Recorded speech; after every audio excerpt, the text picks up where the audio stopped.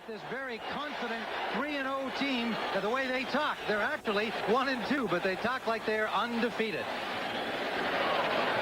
So the Falcons will have the ball first.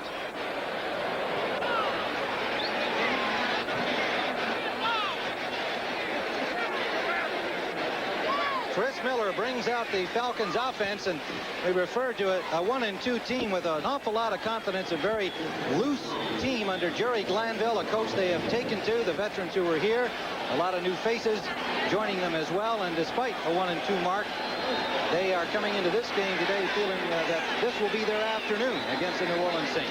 First down from the 20.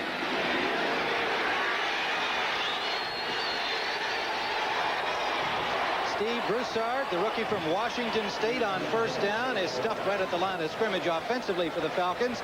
Veteran Mike Ken with Scully, Dukes, Freilich, Chris Hinton making his first start there at right tackle, and Gary Wilkins at tight end. Keith Jones and Broussard in the backfield. Andre Rison came over with Hinton in the deal with Indianapolis, and Michael Haynes, the speedster, number 81. Pickup of about a yard for Broussard, 2nd and 9. Throw, and that's complete for a first down. Loose ball. Rison looks like he got it back. Andre Rison started to make his turn upfield as soon as he caught the ball and saw it come loose. Andre Rison calls himself an anytime receiver. You have possession receivers, you have deep receivers. He said, anytime you want a first down, go to me. Nice turn-in pad in there, about 10 yards upfield, but the ball stripped. Unfortunately, the Falcons retain possession. So it'll be a first down. Atlanta at their own 32-yard line. Onto the field comes Tracy Johnson. The fullback, a late reporter here, will have to get the play from Miller. Out comes Jones.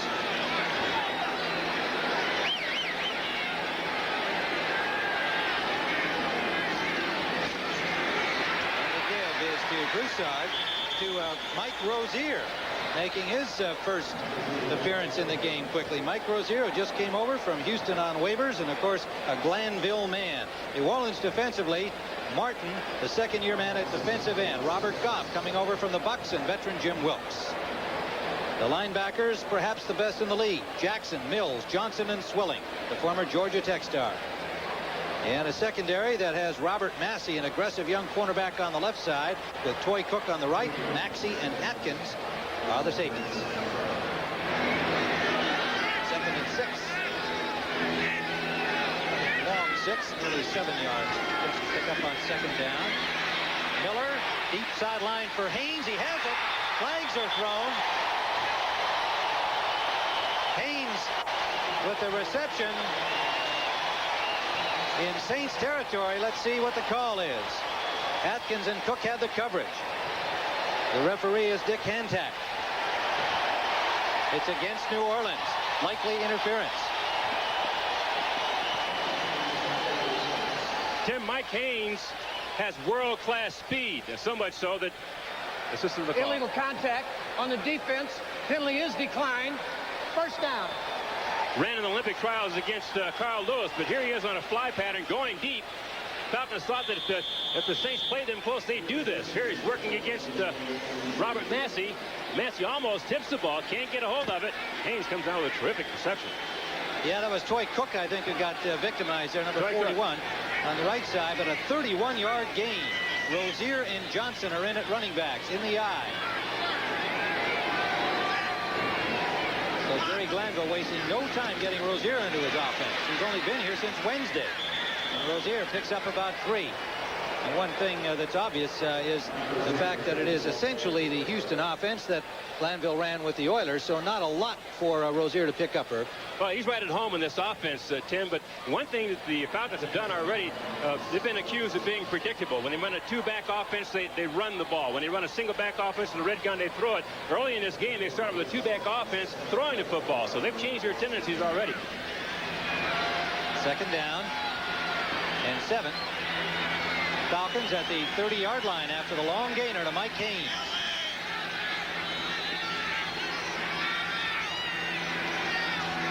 Two former Oilers in the backfield. Tracy Johnson, Plan B free agent from the Oilers. And the Saints stuff that on the right side. Swilling and Von Johnson, the linebackers. Flags fly as there was some action after the whistle, and it's going to be against the Saints.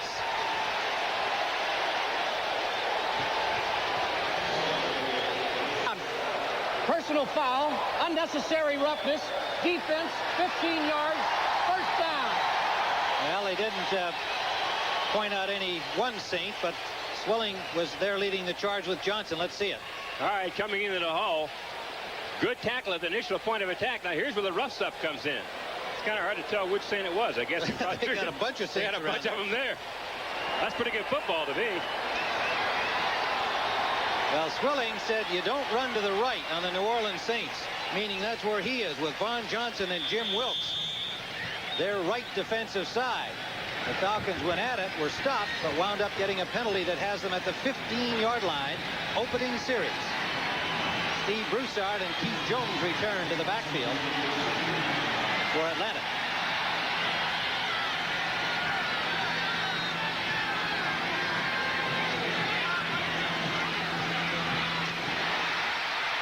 Broussard inside the 10. Wayne Martin on the tackle. Help from Sam Mills.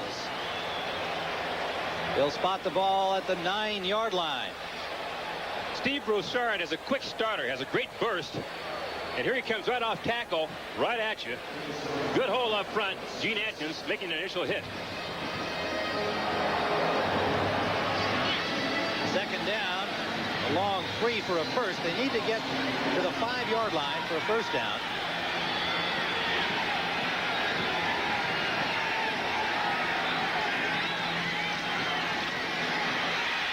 Broussard will be close.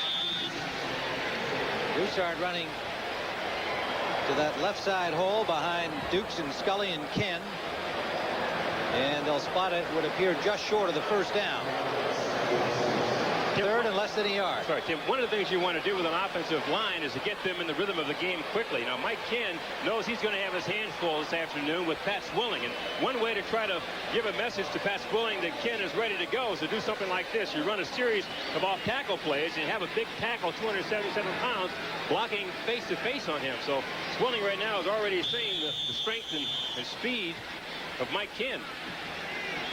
Well, we have a timeout on the field. And we'll be back at Atlanta Fulton County Stadium in a moment.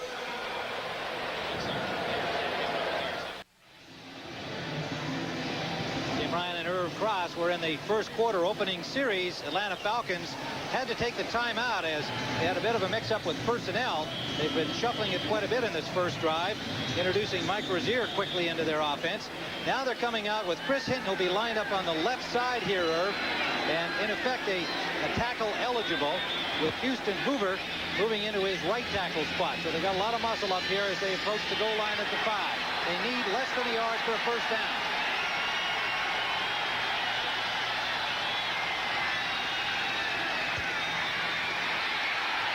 Rozier takes it inside and has a first down. Well, that's what he does best. As Glanville says, he gives you that linebacker temperament in your offensive backfield. I've never seen Payne stop him. He moves the pile. That's right. Rozier hits the hole at the point of attack. Defenders go backwards. It's quite a compliment for a back. He's a short guy, but power pack. Has great acceleration. Loves the contact. Not to forget that, as they see the measurement, that Glanville is given to hyperbole. He says Rozier punishes people who try to stop him. He leaves a trail of bodies behind him. When you talk to Glanville, you wonder how much you can really believe. It is first and goal for the Falcons, and this guy is fired up, not only his team, but the people of Atlanta, the football fans. They've got 3 sellouts in a row. The next 2 are virtually sold out, the next 2 home games. And of course, as always, a lot of those Houdat shirts in evidence here. About 10,000 Saints fans coming up for what has become a great regional rivalry. First and goal, Atlanta.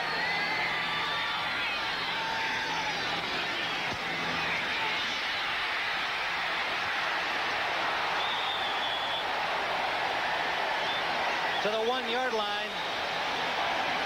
Jones, the second-year man from Illinois, goes off limping. Great blocking up front, though. Again, number 71, Chris Hinton, playing a tight end. There's normally a tackle. Holds the corner. John Scully does a pretty good job with the linebacker there. And Keith Jones reaching as far as he can for the goal line.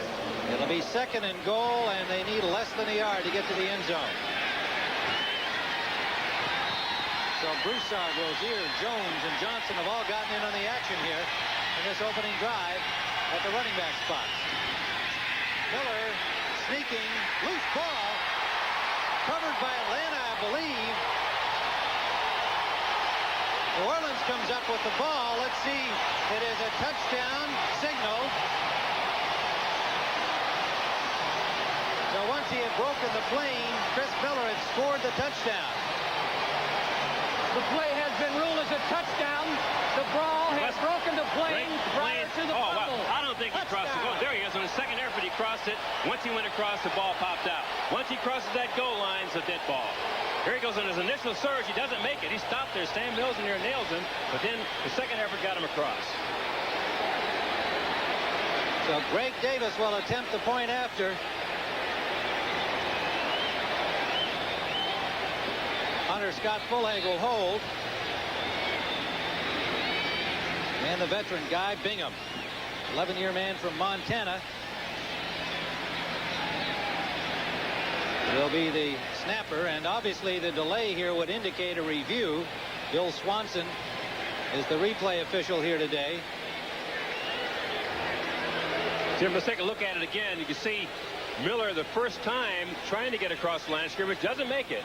Now you'll see him surge again for a second effort. Now he's across the goal line. The question is now whether or not he had possession of the ball when he crossed the plane, because he was hit there just as he approached the goal line. Is called touchdown.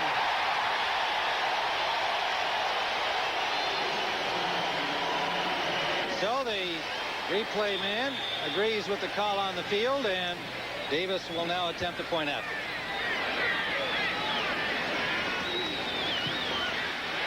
And it's good.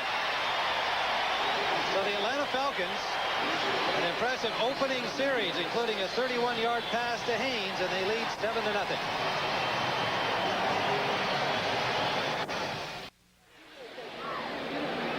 Tim Ryan and Irv Cross in Atlanta. There's Chris Miller, who just snuck in for the touchdown for Atlanta, ending an 80-yard drive. And the Falcons lead at 7-0, going 80 yards in 11 plays. The big one, a 31-yard pass to Michael Haynes. Interference was called on that play and tacked on, and then the Saints took another penalty for unnecessary roughness. And the Falcons kept rolling all the way to the end zone. Davis will kick it off. The deep men are Reuben Mays and Gene Atkins. Atkins waits for it at the 4-yard line.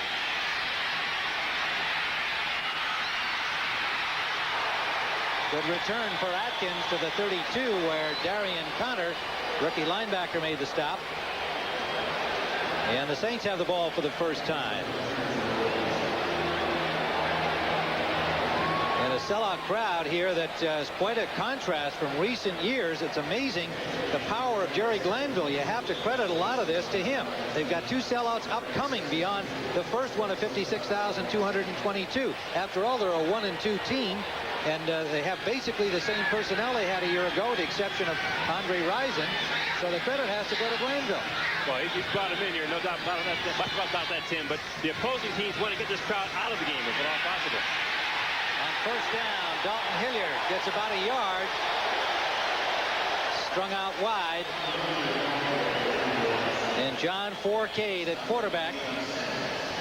As we said at the beginning of the program, really fighting for his quarterbacking life. He has this line in front of him. Young Kevin Haverdink, and then a veteran line of Dombrowski, Hilgenberg, Trapillo, Brock, and Hobie Brenner at tight end. Hilliard starting. You'll see a lot of Reuben Mays today. A 99-yard effort last week. Craig Ayward has turned into a great blocker. Eric Martin and Brett Perryman. Perryman, the speedster, at wide receiver. Little gain on first down, less than a yard. One setback. Hilliard. Nowhere. the swarming attack defense led by the safety Brian Jordan, number 40, and a bunch of other Falcons. Gann and rookie Torrey Epps in the middle. Tim Green, the starting front three. Doesn't mean much. They use a lot of players. Reed, Tuggle, Rady, and Ken Tippins. You'll see Andre Bruce at that right linebacker spot on passing downs. Dimry and Sanders on the corners. Brian Jordan and Scott Case the safeties. Two new safeties this year for Atlanta. Case coming off his cornerback spot, and Jordan off the development squad. Third down. Still nearly 10 yards to go.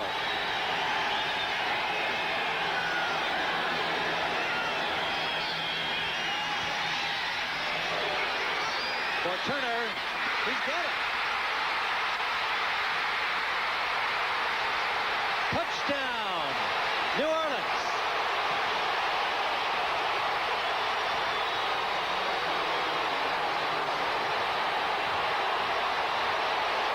And the more than 10,000 Saints fans here in Atlanta make it sound like the Superdome. Tim, Charles Dimry victimized. A couple of things happened on this play. First of all, the Falcons linebackers tipped a blitz, so Forcade knew a blitz was coming. His rule in blitz, go deep. Now Dimry, the left cornerback for the Falcons, is coming into this game with a groin injury. Cannot run full speed yet without some pain. Floyd Turner took advantage of it. 68 yards for the touchdown. Dramatic developments early in Atlanta's Fulton County Stadium. Morton Anderson for the point after.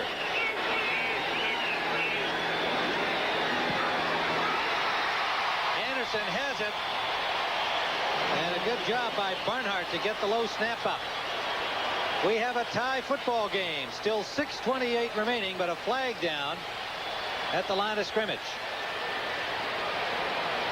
Signal is against the Saints. Anderson will have to kick it from farther back.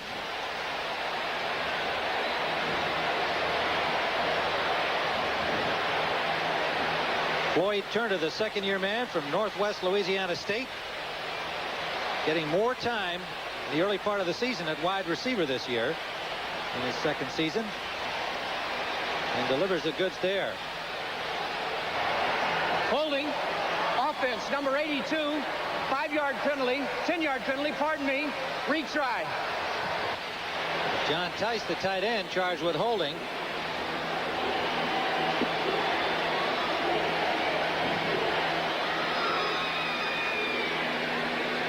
Morton Anderson had that ball lined up to be a 25-yard point after, but they backed him up to where it's supposed to be. It'll be a 30-yarder.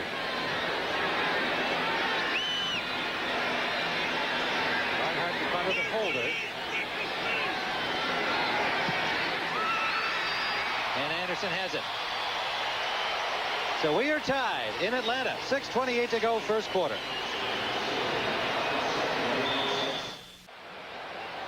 A tie score on a 68-yard bomb. 4K to Floyd Turner. 7-7. Really an exciting play, Tim. But again, the Falcons early on tipped blitz. So Forcade knew there was a red dog coming, or linebackers are coming after him. And his rule is to go deep when he can do that. Look at this catch. Dimry had his back to the offense, couldn't see the ball coming down, and Dimry makes a tremendous catch.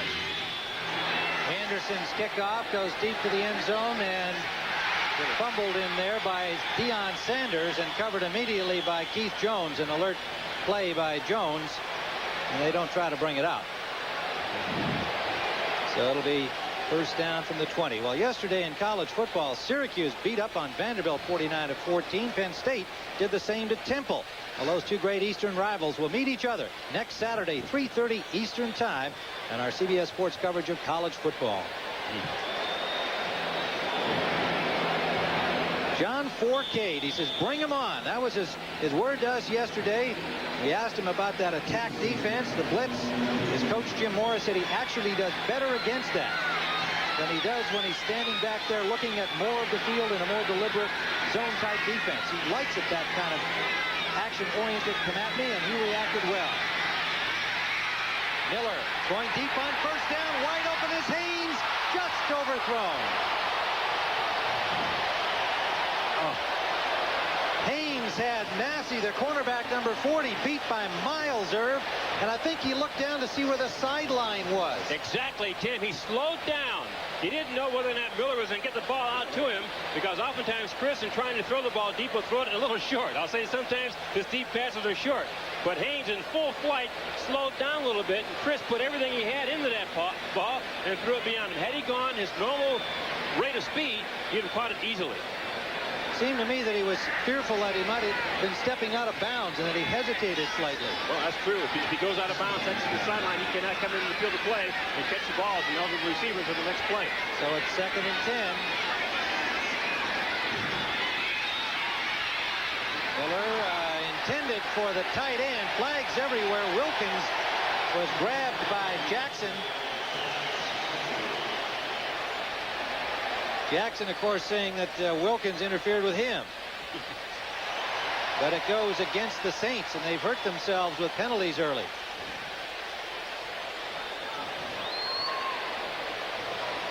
Gary Wilkins, a slow-footed tight end. Holding. Defense, number 57. 5-yard penalty. First down. Defensive holding is charged, apparently against Jackson. What happens, though, Tim, is that Jackson's responsible for holding up that tight end. He's right over his head, and he wants to keep him on the line of scrimmage. He doesn't want him to release, so he'll jam him and try to stay with him. On a short pass like that, you have to jam and then let him go. He held on too long.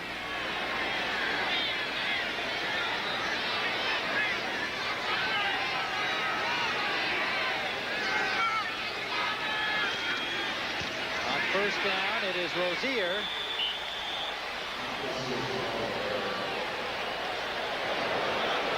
And he gets up to the 28-yard line.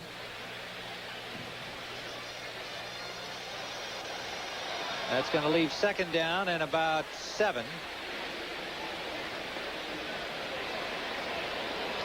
Jones and Broussard now come in. As you see, Rozier and Tracy Johnson, the ex-Oilers, coming off together. So it's a little bit of a surprise here by Jerry Glanville, the way he's been using his offensive backs. Saints couldn't have been prepared for this. Rozier just coming in this week. Johnson has not played much, and they've shown 2 sets of running backs early. Miller's pass tipped but caught. Michael Haynes, and he has a first down. And now for an NFL update. Let's go to Greg Gumbel in New York. Well, Tim, the Houston Oilers are jumping all over the San Francisco 49ers. After an interception, Warren Moon goes 30 yards to Drew Hill. And with the point after, Houston now leads San Francisco 14-0. First quarter. Let's go back to Atlanta. All right, Greg, here we're at the 36-yard line now of Atlanta with a first down. Good catch by Haynes on a deflected pass, and the Falcons keep it going.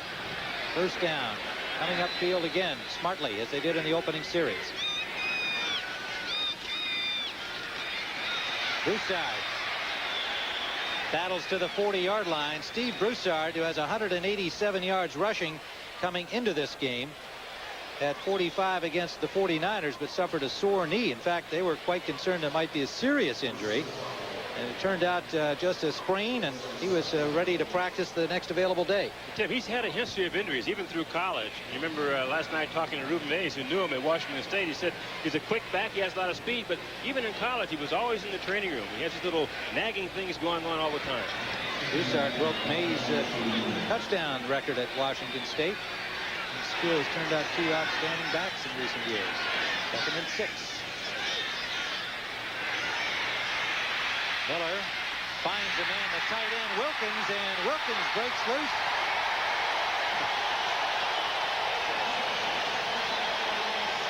To the 39-yard line of New Orleans.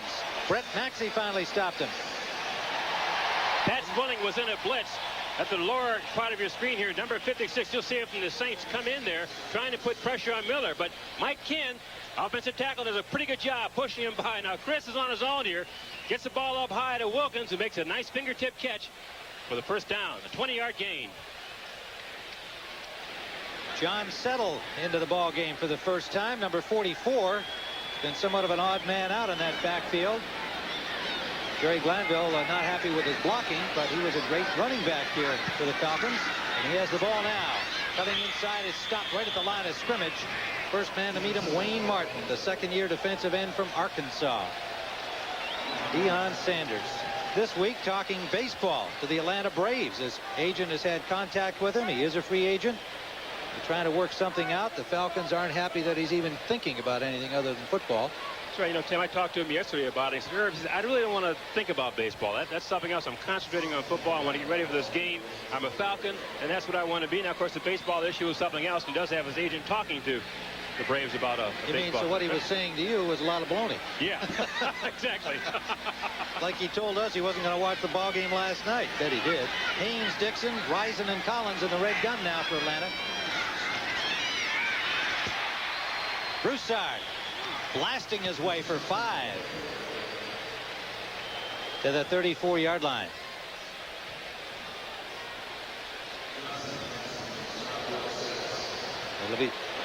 It'll be third down. Listen to this action here.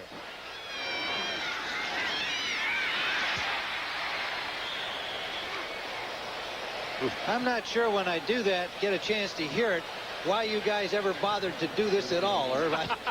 You notice how the screen was vibrating? That wasn't the camera moving. That was the ground shaking. Boy, I tell you, I think you should all be certified myself. Third down. 34-yard line. Miller in the pocket. Overthrows Floyd Dixon, number 86. Miller threw that a hair earlier than he wanted to, and the Saints had pretty good coverage. Dixon had not broken free. Better long than short there. Looked like he might have had a misread on that too, though, Tim. I don't know if he was expecting some kind of a zone coverage, but it wound up being a single coverage, and Dixon couldn't break away from the defender. So the Saints won that battle. Well, Greg Davis is going to attempt a long field goal here. They're teeing it up at the 42-yard line. It'll be a 51-yard attempt officially. He's got a 51-yarder this year. And that is short and wide. Flags are down on the play.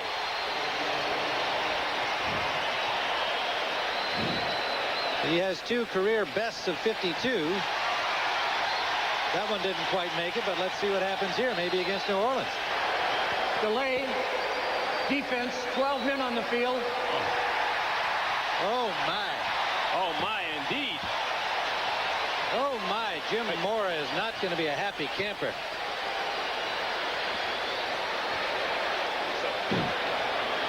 All right, let's see if we can get 12 players here in the what? 1, 2, 3, 4, 5, 6, 7, 8, 9, 10, 11, 12. They were there. 12 of them. But Jerry Glanville said that one of the things he liked most about this game today is the fact that his team plays great special teams. But he said we're also playing a New Orleans Saints team that plays it the same way we do. They know that the special teams play is a very important part of football. They spend a lot of time at it. They do a good job at it. And I'm really surprised that the Saints have had this kind of a penalty called against them. 12 men on the field. It just have never happened. Well, now they're measuring on the far side of the field to see whether the penalty has given them the first down. And it appears that it may have. Indeed, it has.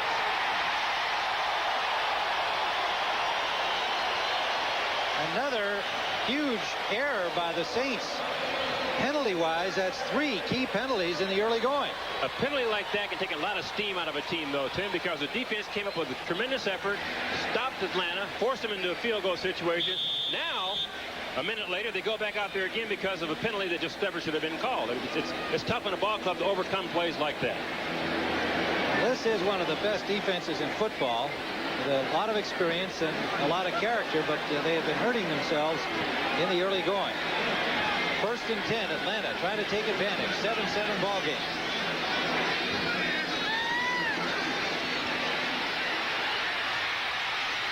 Miller moves smartly away from it.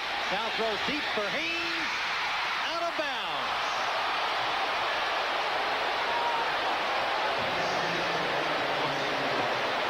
Miller threw that ball a long way, Irv, and Haynes made a great try to stay in bounds, just couldn't do it. You talk about personality changes in the football team. A year ago, Chris Miller would have thrown that ball short. But Jerry Glanville wants him to think deep first, then short. Here he unloads that one a yard too long. Well, Haynes was just cruising around in the end zone as the play had broken down with the pass coverage being good to the end zone. Haynes finally found an open spot. Miller saw him, but you saw the result. Couldn't stay in. 2nd and 10. Rising in motion. Broussard gets about 5 to the 25. Jim Wilkes on the tackle. Number 94 had been a nose man here. Of course, Warren and Geathers are gone from that front 3 of the Saints, and Wilkes moving over to the right defensive end, and Robert Pig Goff getting the nose spot coming over from Tampa Bay. And Wayne Martin, the number 1 pick a year ago, to now the left defensive end. And Jim Morris happy with the work of that front 3. I would think he would be, because they're playing tremendous football for him. They work well as a unit. They have great quickness and tremendous pursuit. 3rd and 6 in the red gun. Risen is open.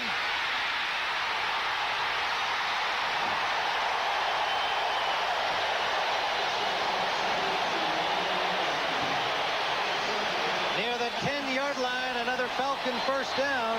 Got away from Cook. And we have reached the end of the first quarter, and it has been a thriller here in Atlanta.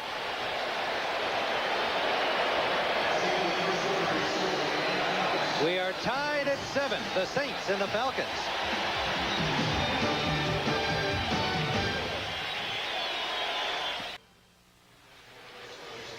Chris Miller, number 12, the quarterback here, has a slight roll to his left, trying to affect those linebackers. You can see number 53, Von Johnson, go with him. Then he sets up and throws back across the grain of the defense to Andre Rison for the catch and a 20-yard gain. Nice movement, nice catch. First down at the 11-yard line. The Falcons on their 2nd offensive series. They scored the first time they had the ball to open the game. Rison wide left. He says they'll get 15 to 20 touchdowns this year. Rozier in difficulty, and he's buried for a loss. Swarmed under by the Saints. Wilkes was there to turn him in. Pat Swilling on that right side, number 56. And Brett Maxey coming up from safety.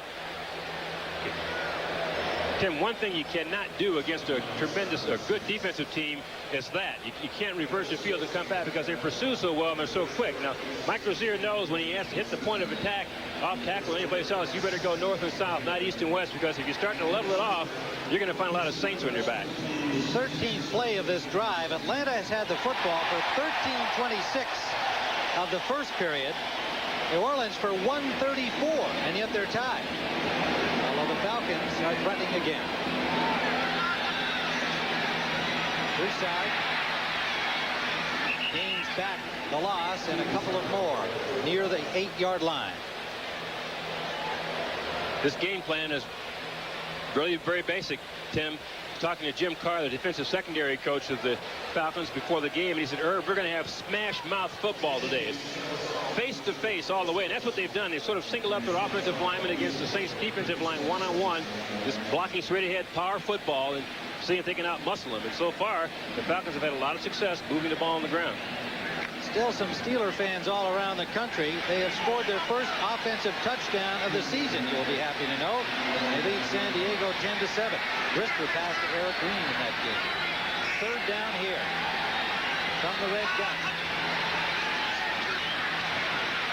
Miller in traffic. John Collins. What a play.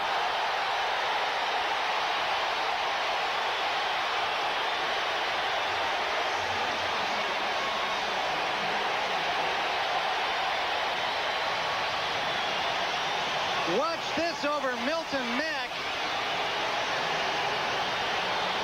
It's a shame to put words on this play, Tim, because you really can't describe it. Folks, you have to see it. There he is, over Mack's back. Mack is in front of him, has good position. Sean Collins has jumped as high as he could and lifted the ball right off of Mack's back. The only thing Milton Mack didn't do was turn around in time, Irv. I know you, as an old player and coach in that defensive backfield, would be telling him that. We'll be right back in Atlanta.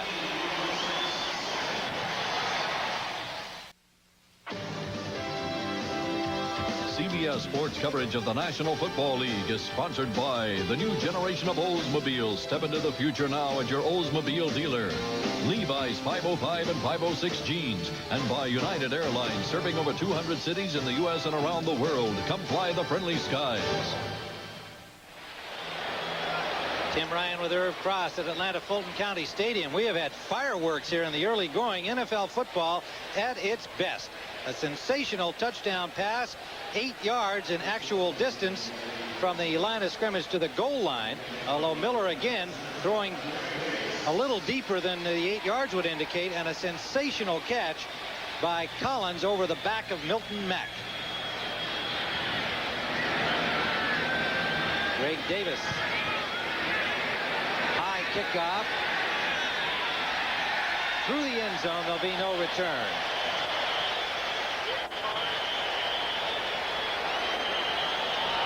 And a little jawing going on in the end zone there, as the rivalry between these two teams intense and showing it.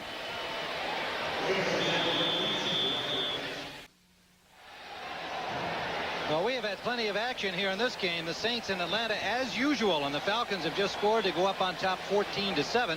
A bomb for Atlanta's for the New Orleans score. They've only had the ball a minute 34, and yet they're only down a touchdown. I know, but we still expected to see smash mouth football in this game, and you get to see that because these two teams do play pretty intense defense. But Sean Collins' catch of Chris Miller's touchdown a few minutes ago was unbelievable. Here it is right here. Chris Miller setting up from the red gun. Sean Collins on the right side of your screen now is in the end zone, and watch what happens here. He just goes up high, takes the ball right off the defensive back's back. Milton Mack was the victim. So it's first down from the 20 for the Saints. They scored on their first series with a bomb. Forcade complete to Eric Martin out to the 28-yard line, about an 8-yard pickup, depending on the spot. And Forcade going right to the air on first down. And Forcade seems to be, fairly confident, fairly cool. He did come into this game under a lot of pressure, but Jim Mora told us, and Forcade himself told us, that he responds better when he's under pressure. He likes coming into a game when all the heat is on his shoulders because he has the ability to work through that. He's got second and a short. The I formation. And that is stuffed. Great penetration by the Falcons. Mike Gann, the defensive left end, number 76. No gain on the play. In fact, they'll back it up about a half a yard. So that's a little tester of a third down play now. Loss of a yard officially. Casillas comes in, number 75 at the nose tackle. A holdout this year, the number 1 pick from 1986, an outstanding player. They're glad to have him back. He's been working very hard to get into shape and into condition. Reclaim his old spot from the rookie Torrey Epps, who started the season there. Forcade gets some time, and he has Hilliard first down and then some. Hauled down by Jesse Tuggle, number 58. But the Saints have it up to their own 37, maybe 38-yard line. You'd call Hilliard the hot receiver coming out of here then on this particular pattern, Tim, because Forcade was anticipating some kind of a blitz maneuver by the Falcons, getting the ball away quickly to Hilliard, making a nice catch in a short area in the flat, and Tuggle making the touchdown, the tackle. Bryan and Oliver Barnett are in defensively now. On first down, they've got about 5 down linemen, so they're coming again. And Forcade reacts well to Martin. They'll have a first down. Number 84, Eric Martin. You see what's happening here, though, Tim, though? Forcade's rhythm is already set. When he comes to the line of scrimmage, he feels blitz.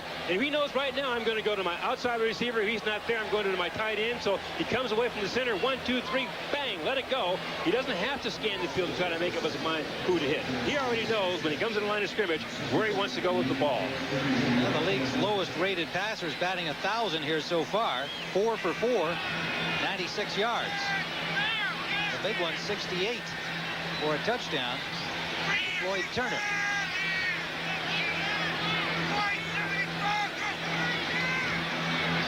Hilliard. Again, the Falcons backing up the offensive line of the Saints. Hilliard on his own picks up 4. Green and Bruce make the stop. Hilliard's been murder on these Falcons here. Look at those numbers, Herb. Well, over his career, he's averaged like 5 yards a carry against Atlanta, which is awesome. And like, obviously, he likes playing against them. Had a big game here a year ago when there were only about 15,000, 20,000 fans in the stadium. Most of them were Saints fans. What a difference a year makes. Not to the Houdats here today, but they are out peopled by the Falcons fans. Huge hole in the middle. Reuben Mays' first carry. To the 32-yard line of Atlanta. A play off his right guard, Tim. He's looking for Steve Trapillo and Stan Brock to get the key block for him. They get it. Mays coming from deep in the offensive backfield, comes right up the middle, scot-free. A tremendous hole there. You and I could run through there, Tim. Deion Sanders makes an initial hit. All the way to the 32-yard line. He had 99 against Phoenix 2 weeks ago. Of course, both these teams off last week with a bye. Coming off 2 Achilles tendon injuries, 1 to each leg, and a knee surgery. Says he's feeling fit, ready to go, and happy to be out there, obviously. Brett Harriman. Forcade's quick release here keeps him the hot hand. He said maybe the best thing to happen to him was the arrival of Steve Walsh. Right now he's playing like that. He is responding to the challenge of the youngster who came over from Dallas. Forcade has been cut by a whole bunch of teams in several leagues in his time. Knowing that this is his last chance at the Golden Ring with a youngster like Steve Welch behind him. Got to hand it to Forcade so far today.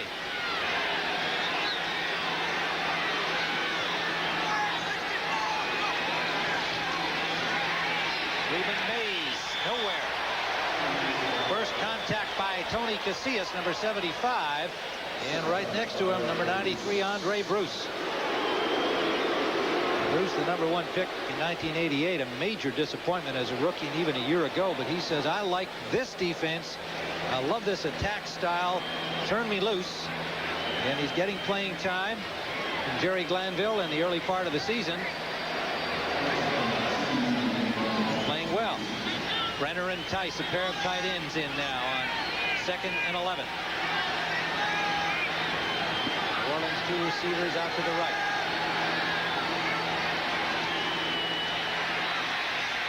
Forcade will run out of there.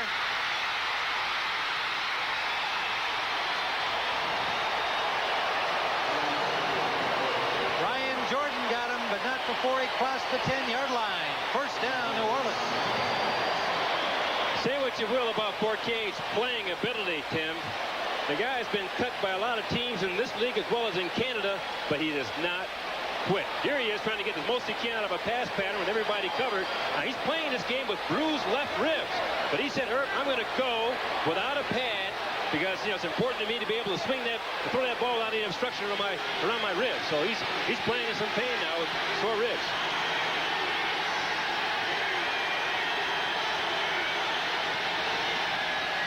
Mays.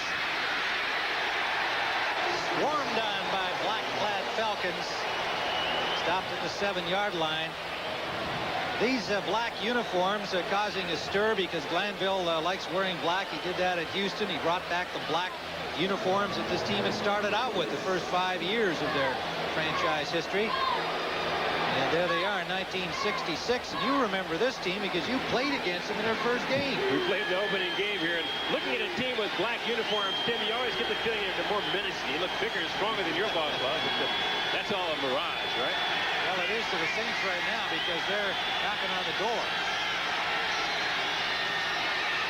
Mays again, close to the 5-yard line. 14-7 game. It's been a great offensive show.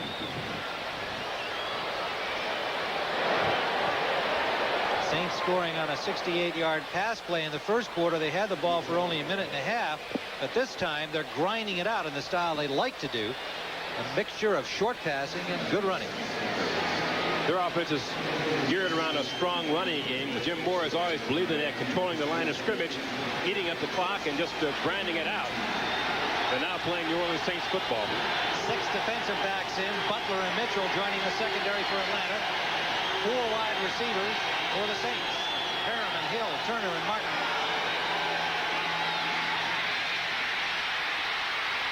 Touchdown, Forcade.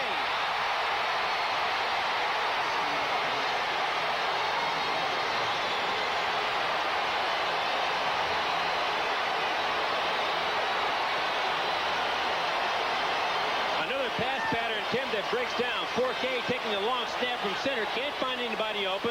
Pretty good pressure, but he finds daylight up front. His instincts take over. Get in the end zone. There he goes. Touchdown.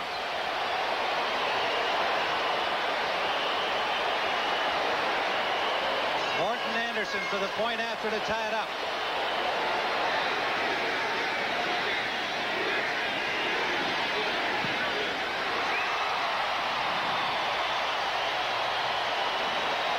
.56 to play. First half. We're tied at 14.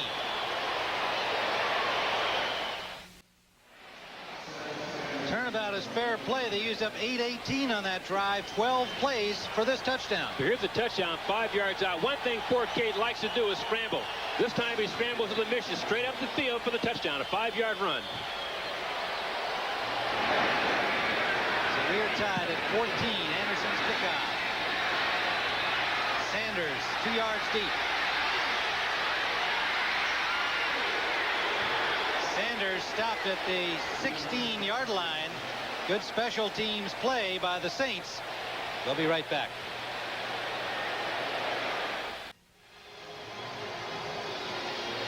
Well, a couple of baseball players here in this football game today. Deion Sanders, of course, the former Yankee, now talking to the Atlanta Braves, at least his agent is. And Brian Jordan, his teammate in the secondary. Number 40, there's Sanders, who plays at minor league baseball. In fact, Glanville is, there's number 40. Glanville has given him the nickname Bazabol. And right today, they're playing football in a very exciting football game from Atlanta Fulton County Stadium. We're tied at 14. Tim Ryan and Irv Cross watching Atlanta and the Saints with 4:46 to go first half. Chris Miller, 6 of 9, 94 yards and a touchdown. Has the ball first down to the 17. Deep sideline for Haynes again, and Massey nearly picks this off. Robert Massey had the coverage, and Maxey came over to help. Or Atkins, pardon me, number 28. A couple things has to happen on a play like that, though, Tim. He has to throw the ball quicker so the receiver can run through it full stride. Now, I think Miller's arm is only going to be about a 50-yard throw that he can throw accurately. When he goes beyond that, he has some difficulty getting that deep ball out there. Now, Haynes is a world-class sprinter. He's going to have to lead him a little faster to get him under it. 2nd and 10, Atlanta. Miller a 6 of 10 day. Forcade a perfect 5 of 5.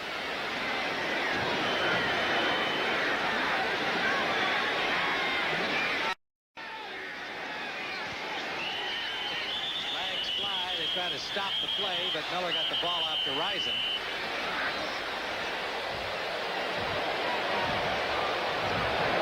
False start. Offense, number 61. 5-yard penalty. Repeat the down. 2nd down. Veteran Notre Dame guard John Scully probably still distracted by that upset yesterday at the hands of the Harvard of the West. You mean Stanford beating Notre Dame was an upset? Wow, I want to tell you, I didn't sleep all night. Couldn't believe that. I'm sure that's why Scully took that penalty. Well, I want you to know that Dennis Green is the head coach at Stanford, who was formerly the head coach at Northwestern. I'm not saying anything else. Well, my alma mater. They had the Fighting Irish had to run out of miracles, but against Stanford, well, in any event, 38 seconds. And 15. Scully sat out all last year in a holdout dispute with management here, but Glanville glad to have him back, install him right into that left guard spot, and they have a very solid defensive line or offensive line with Dukes, Falick, Hinton now moving in at right tackle, and Mike Kim, the left tackle. And then 15 out for Broussard, and Broussard actually caught the ball, but it winds up being a loss. Quite a juggling act as Sam Mills kept bumping him. The rookie had nowhere to go had he caught the ball the first time, but it wound up being a loss. Terrific coverage by Sam Mills. Mills in this play is responsible for following Broussard one-on-one. Man to man, look how closely he's covering him. Tremendous defensive effort. Mills almost came up with that ball. So it'll be 3rd down. The ball back now at the 8-yard line.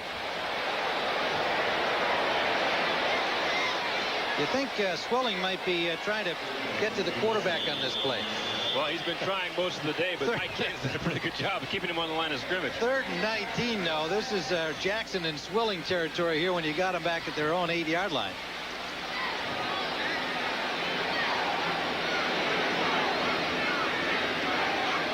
After further review, the ball was a completed pass on the 9-yard line. Well, they picked up a yard on the play. Less of a yard less on the loss is what it turned into. It's being spotted at the 9. And this part of the field, though, Tim, if you're a tremendous pass rusher, as Pat Swilling is, and Ricky Jackson on the outside for the Saints, you know, this is your territory. This is the time for you to kind of rise and come up with a big play. The Saint defense can even score in this situation. You can force. What about safety blitz here? Do you think they might go with that? Wow, I'm looking at it. I don't think they'll do that. They like to go on the outside with their 2 corner linebackers. Let's see if they elect to do that. They're laying off with their safeties. Well, they'll get some time. Deep sideline for Collins.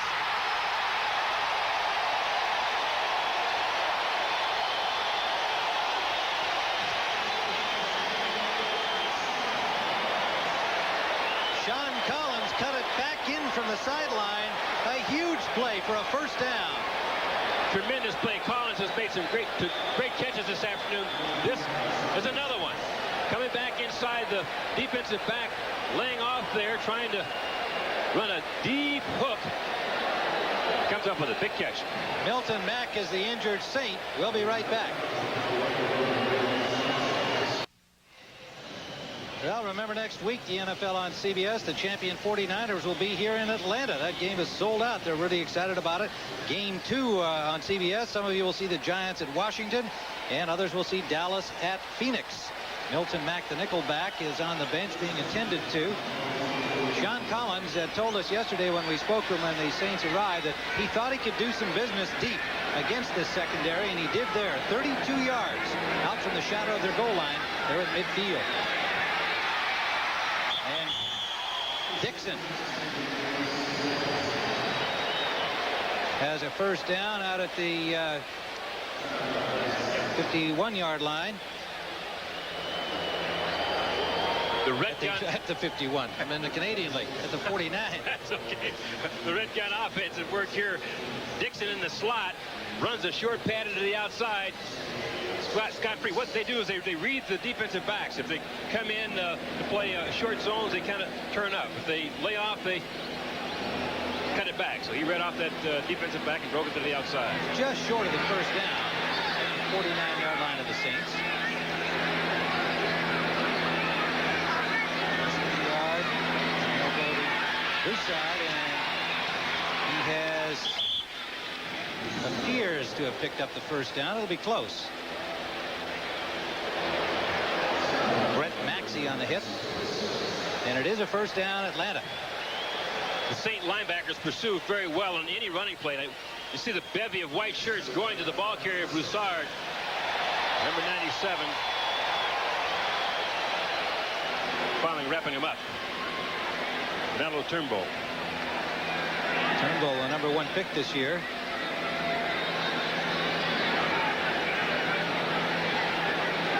Miller from the red gun on 1st down.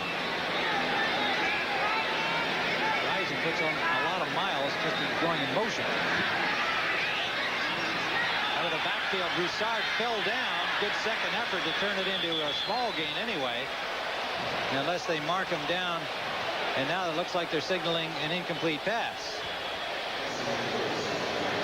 So we've reached the 2-minute warning here in Atlanta. We're tied at 14.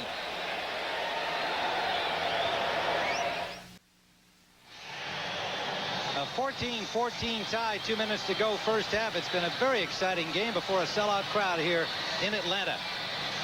Atlanta with 2 timeouts remaining. Tim Ryan and Irv Cross. And this game's been fun from the get-go. Is it different from what you expected? Well, yeah, I expected the Saints to come out and establish a running game right away and dominate the game on the ground. But so far in the first half, they've only rushed for 41 yards. So that Falcon defense has done a pretty good job against the rush. They've done that all year long, but I thought the Saints would have an advantage there. What a job by John Forcade. Steve Walsh in town. All the talk about the next quarterback of the Saints, and boy, has he delivered so far. He has, but I think Jim Moore sort of let us in on a little secret last night when he said, knowing Forcade's personality as I do, I expect him to play well tomorrow because he plays well under pressure.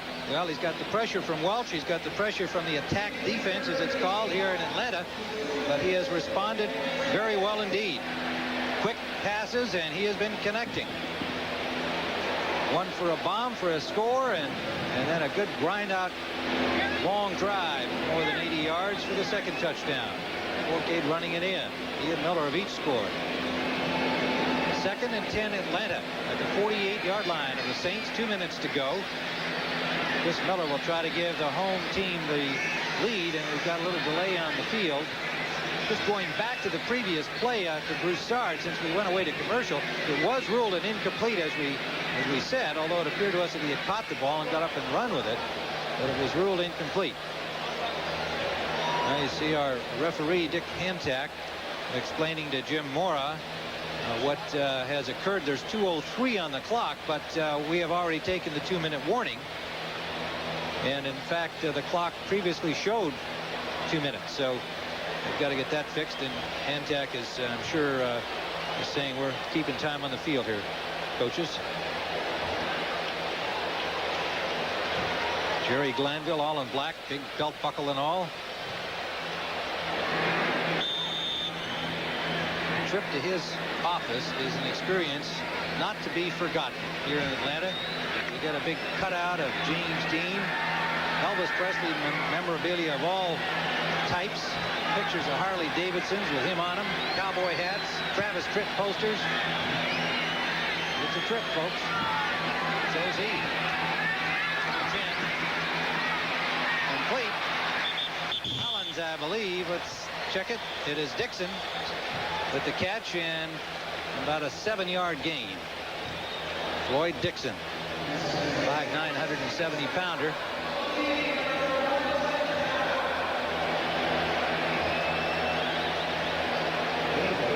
we have a timeout on the field.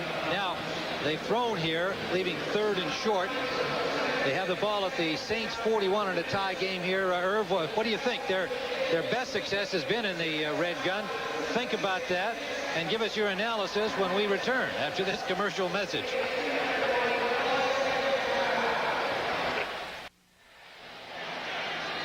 Well, Irv, you've had a lot of time to think about it. What are they going to do? Well, let's watch. They're in the red gun. Inside the 50, it has been the red gun throwing the ball deep.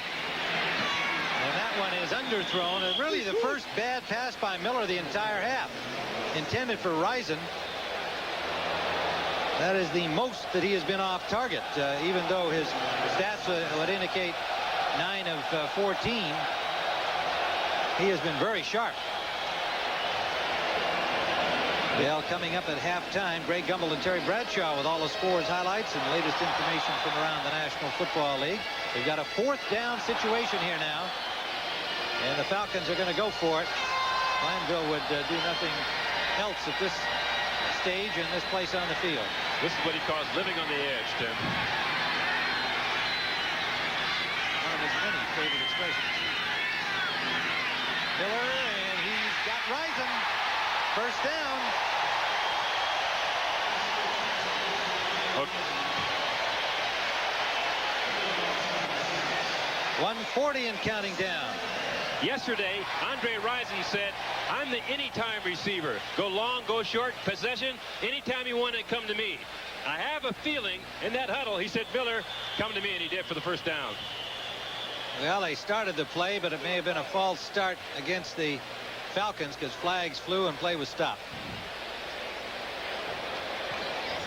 Yes, Andre Rison does not lack confidence, but he is a likable guy. False start. Offense, number 78, 5-yard penalty, still second down. Mike Kinn, the veteran, takes the false start penalty. 1:26 on the clock. Look at that, Jets shutting up Miami.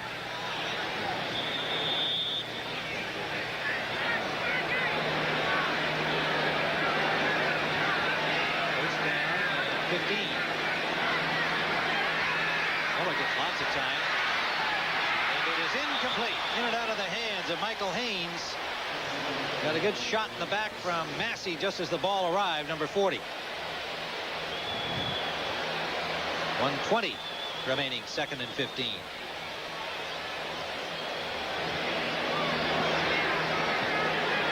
An imposing array of receivers this young quarterback has to throw to, and he loves this offense. So last year we didn't even have an audible system with the former coaching staff. They give him a lot of leeway, and it's been paying off for Miller, who's very comfortable in this offense. 11 of 18 here in the first half. I really found that hard to believe, Tim, that the pro football quarterback not being able to audibilize. Good pressure this time, picked up. Brett Maxey.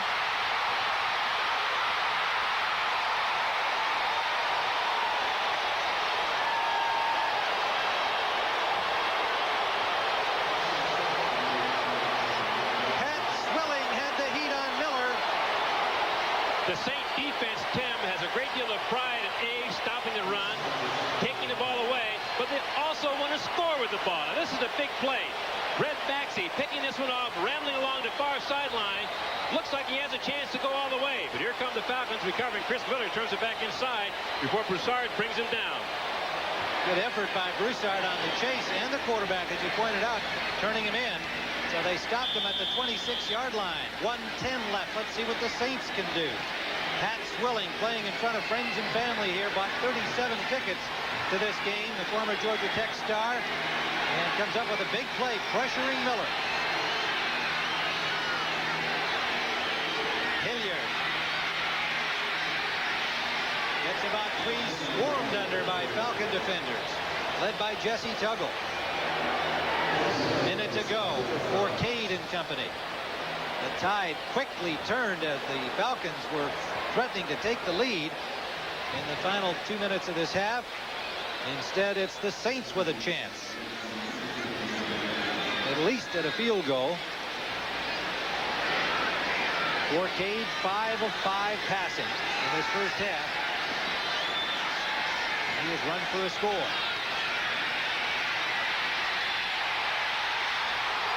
Is it intercepted or not?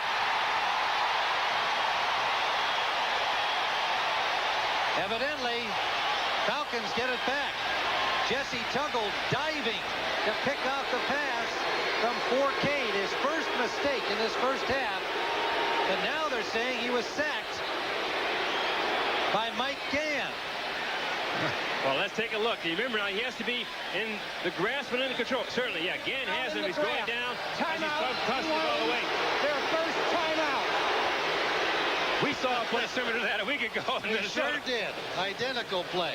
Identical player. Mike Gann has him all wrapped up. Cade trying to make something out of nothing. Throws the ball away. Tuggle comes up what he thought was an interception, but once Gann had Cade wrapped up, he's in the grass. The play is dead. Quarterback's down. Well, it's a real coincidence because last week in the Tampa, Minnesota game you and I covered, we had the same kind of a thing. We'll come back and talk about that. Taking a look at what's happening around the league this week in the NFL. Well, 3 undefeated teams coming into the day. San Francisco already in trouble in their game with Houston. The Giants and the Raiders. And the NFC East teams are off, meaning the Giants cannot lose today. Dallas is in action as one of the being one of the fifth place teams. And Sam White fined $30,000 for not allowing the woman reporter into the locker room last week. A serious nick in the wallet. So, Tim, looking at this bye week, you're talking to both of these coaches here today. They like having the week off. We didn't know whether or not the coaches would accept that or not this year. They seem to like having that break. Cade gets a life there on the sack. Throws it out of bounds this time. Boyd Turner down there on the sideline, but Cade looked like he threw that one away. That'll bring Anderson on for the field goal try. But going back to that play, last week it happened with Tampa Bay and Minnesota. Testaverde threw an interception. Minnesota took into the end zone, but he had been sacked and the play was whistled dead. And it's just coincidental. We asked Jim Finks, the general manager of the Saints, who's on the competition committee, whether he liked that rule or not, because it looked like the defense was really getting penalized. He said, the play's over. Play's over. Wonder how he feels right now. Anderson's field goal try from the 37-yard line. Well, closer to the 36. Their second timeout. Atlanta This is takes a 40 a timeout. timeout. It'll be a 46-yard try when play resumes. But that is ironic to have that situation occur like that back to back. Yeah. He's got it. Jerry Glanville taking the timeout there, and no doubt hoping that somehow they can prevent this field goal try by Anderson.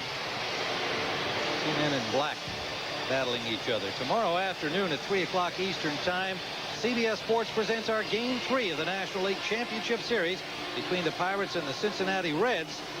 The best-of-7 series all tied up at a game apiece. Interesting, both of the big starting pitchers suffering losses in the opening game. Action resumes at Three Rivers Stadium in Pittsburgh tomorrow, 3 o'clock Eastern Time, here on CBS. Talking about action, did you see the game last night? Oakland coming back in the 9th inning. I sure did. Great ball game till the final inning. It looked like Little League. Awesome. But it was a thriller up to that point. Congratulations to Will Chance.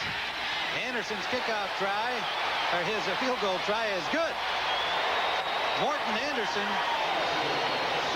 has given the Saints the lead.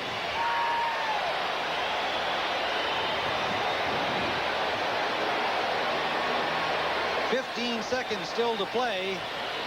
He is 6 of 6 in field goals for the season, and topped his season long. It had been 41, a 46-yarder for Anderson, a 17-14 New Orleans lead. What a ball game. You think back to that first quarter. Atlanta had the ball the entire quarter. They wound up 7-7. One big play, the bomb by Fourcade, accounting for their touchdown. And then when the Saints got the ball the second time, Irv, it looked more like New Orleans style football because they used up 8 minutes on the clock. Grinding it out. But again, I think when the game finally comes down to the final conclusion, it's going to be the special teams area where we're going to see the difference, because Jerry Glanville works very hard. Here's a special teams coach right here, works very hard. They're trying to develop the top 5 special teams unit, and New Orleans approaches it the same way. I mean, you can't find a better field goal kicker around anywhere than Morton Anderson.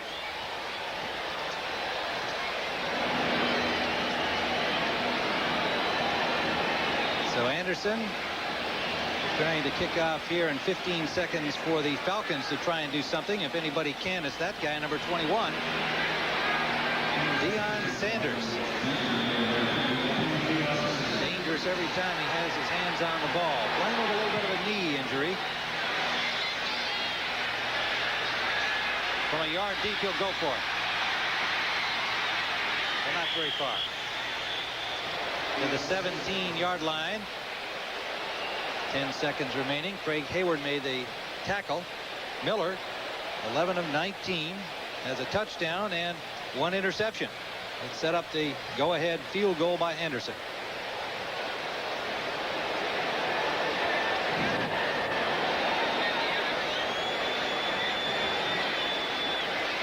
Deion Sanders. He went into the huddle. I thought he was going to play offense. Now he's coming out. He walked in there. He does do that. They'll put him in, especially in the 2-minute situations, as a receiver. And maybe he just decided to insert himself into the lineup, hoping they leave him there.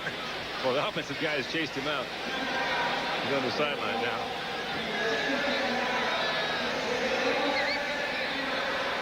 Talking about issues around the league, though, Tim, looking at the fine that Sam Weiss suffered in the league office, $30,000 a week's pay. Talking to Jim Moore about it last night. His reaction to that was really classic. Yeah, Jim Moore said he really wasn't going to think anything about keeping anybody out once he saw the size of the fine. Yeah, but then he settled down. Got. Yeah, but then he settled down and said that our players handle it. They're professionals. We haven't had any problem. They're very professional about it. And as long as the other person's professional, we don't anticipate any problems. Just, you know, that's the way it is in 1990.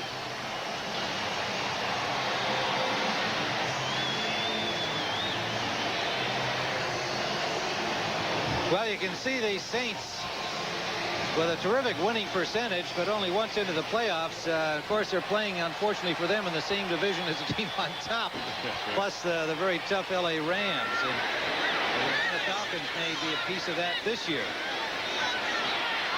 They're going to run it on first down to Broussard. And they'll go into the, you can see Miller, well, you couldn't see him there, but Miller looked over saying, well, I'd like to throw him the ball. They got the timeout call with 1 second left.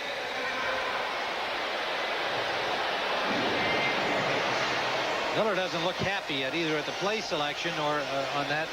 Perhaps wanted to throw the ball, go for it. You're deep in your own end, whether Glanville decided, hey, we're just down 3 here, let's just be conservative. But they did take another timeout. Let's see what they do here with they had what they call their squadron right lineup out there, so they were going to throw the Big Ben or Hail Mary pass, but for some reason they opted to run it. Well, we'll see it this time or something like that, because Deion Sanders isn't on the field right now with the offense, and you can also be rest assured that the Saints defensive backs will be backed up 30 or 40 yards, so no one's going to get behind them. This ball is caught. It's going to be caught in front of that Saints secondary.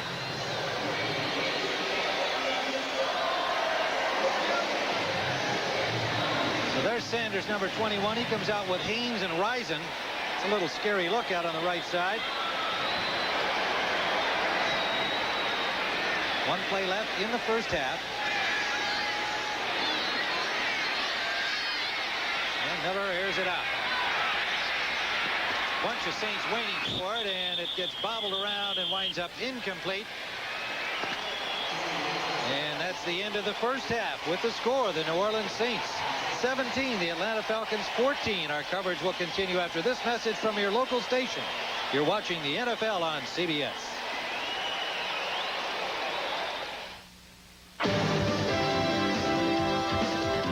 CBS Sports coverage of the National Football League is sponsored by Chrysler, Plymouth, Dodge, Jeep, and Eagle dealers, where you get the advantage. MCI, let us show you. And by Bud Light, everything else is just a light.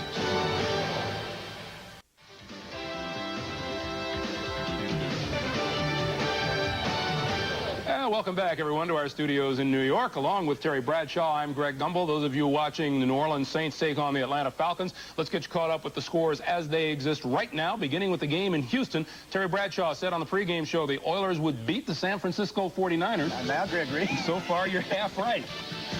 Watch Joe Montana step back here. Is he a little rusty from the week off? I don't know, but Richard Johnson steps in front of Jerry Rice and picks it off. And the fans love that. They liked it even more on the very next play when Warren Moon went 30 yards. Moon looking to the right, pulls a free safety. Lott over. Lott has a habit of trying to key on the quarterback. He does, allowing the receiver behind him for the touchdown. Meanwhile, that Houston defense keeping the pressure on Montana. That's number 79, Ray Childress, with the sack. Now, on this reception, Roger Craig out of the backfield sets an all-time record for receptions by a running back, his 493rd, eclipsing the mark previously held by Walter Payton of the Bears. Meanwhile, Montana back to work with Jerry Rice. How many times will you see this? Very seldom will you see a quarterback have that much time to throw the football inside the 10-yard line. Montana's offensive line, all the time in the world, Montana went 1 receiver, 2 receiver. Rice, all the way from right to left, gets, what, favorite route in football? Crossing route, pattern. Touchdown. Okay, Terry. They're at halftime, of course, in the game you're watching at Atlanta, where the Falcons trail the Saints by a score of 17-14. The New York Jets and the Miami Dolphins have just gone to the third quarter. The Jets with a goal line stand to keep the Dolphins off the board as time ran out in the first half. They lead it by 13 as the second half gets underway. Kansas City and Indianapolis winding down, less than a minute to play in the first half. The Chiefs lead the Colts by 3. Tampa Bay and Dallas have just begun the third quarter of play in Dallas, and the Cowboys leading Tampa Bay by a score of 7-3. Ray Perkins upset about something and not real pleased about this pass from Troy Aikman. It's just a simple, look at Novacek, the tight end, flexed out 3 yards, gets man-to-man coverage, and for a tight end to beat a defensive back is boy, that's unheard of, but Novacek does it and gets the touchdown. Vinny Testaverde only 2 of 5 for 14 yards in the first half for Tampa Bay. Halftime at Minnesota, the Vikings are leading the Lions by a score of 20-10. Donald Igwebuike with a couple of field goals for Minnesota. San Diego at Pittsburgh, the Steelers, 16:58 into the game, score their first offensive touchdown, and they even added another one before the first half ended. The Steelers lead it 17-7. And halftime at New England, where the Patriots are trailing Seattle. That game has now begun the second half. The Seahawks leading the Patriots by a score of 19-10. And the NFL Today will continue here on CBS after this word from your local station.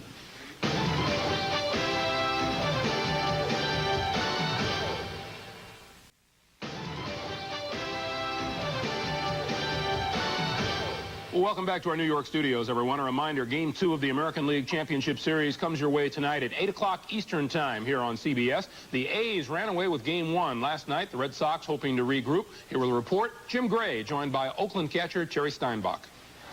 Thank you very much, Greg. With me now, Terry Steinbach, catcher of the Oakland A's. And Terry, the big victory last night. Get up this morning, this afternoon, everybody's talking about an A's sweep. How do you guard against overconfidence? I just think, you know, in the playoffs, anything can happen. And we have to do what we've done all season. That's play it one game at a time. So going into tonight's game, we're just going to concentrate on trying to get some runs on the board early. And hopefully Bobby can keep the lead for us. Terry, it seemed as though you guys just allowed the Red Sox to hang around for about 7 or 8 innings, just kind of wearing them down. Was that the case? Definitely. You know, when you go against a quality pitcher like Roger Clemens, the idea is to battle him every at-bat, you know, try to make him throw a lot of pitches, try to have good ABs, and then sometime in the 4th, 5th, 6th, 7th, maybe 9th inning, he'll make a mistake. He'll allow you guys to get a couple runs across the plate. Jose Canseco finally came out and said it a couple of days ago. The Oakland A's are a dynasty. Do his teammates concur? I don't know. It's, you know, personally speaking, I think it's too early to tell. I think if we meet back here 5 or 6 years from right now and we can look back, then I think we might be able to answer that question. Terry, thanks for joining us. We look forward to Game 2 coming up tonight. Let's go back to our studios and Greg Gumbel. Jim, Terry, thank you. Again, it's Game 2 of the American League Championship Series tonight at 8 Eastern on CBS. Bob Welch on the mound for Oakland, facing Dana Kicker for Boston. Right now, back to the stadium and the football game you're watching here on CBS. Back in Atlanta, we have a 17-14 game. New Orleans Saints leading by 3 points, and they have had wild games in the history of this battle between the two regional rivals. And here's one of the best, September 1979 at the Superdome. Watch this. Long count. Oh! It's over Erxlaven's head. It's at the 10. It's at the 5. Anybody scores wins. Erxlaven running. He throws the ball. It's caught in the air by Bias. Touchdown Atlanta. Falcons win. Well, it'll be hard to top that call, but maybe not the game the way it's going. 17-14. We've had excitement here, and we'll be back with more in a moment.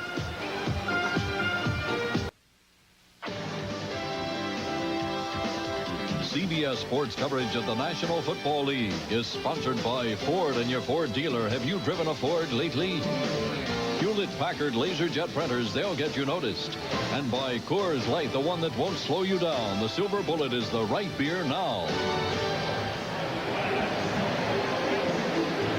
Tim Ryan and Irv Cross here, halftime, 17-14 Saints lead. John Forcade came into this game with all that pressure on. The signing of Steve Welch, not getting off to a great start this season himself, and he responded very, very well in the first half.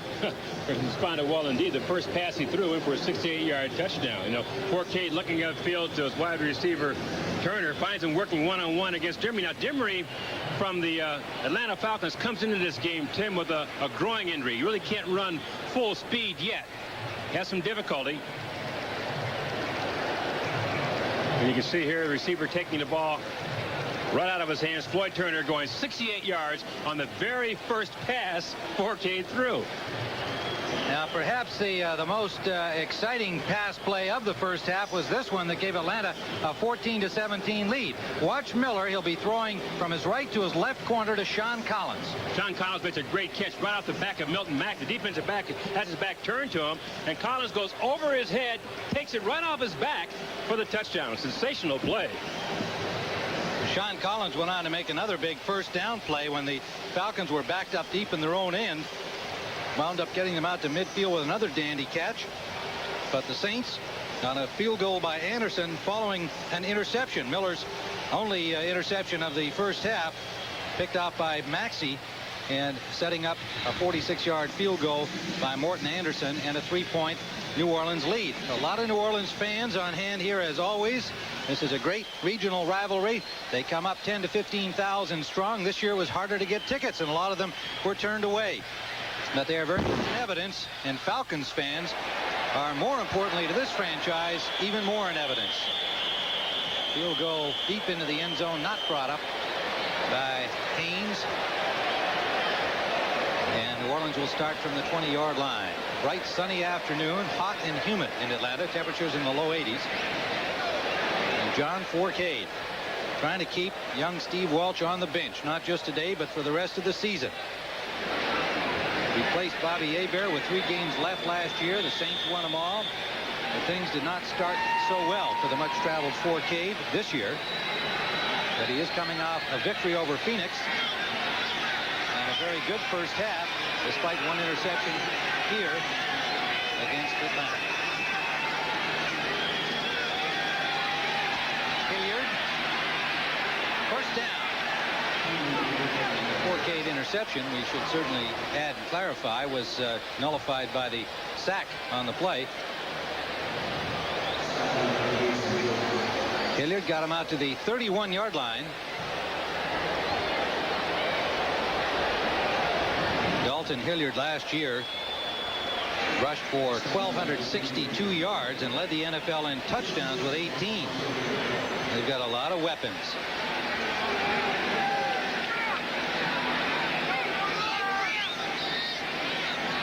First down from the 31, New Orleans. Right to left in the white jerseys. Forcade gets time and a diving grab. Brett Perryman. About an 8-yard gain. Completed short pass from Forcade to Perryman, but it all starts up front. The center, Joel Hilgenberg, has the responsibility of controlling the man on his nose.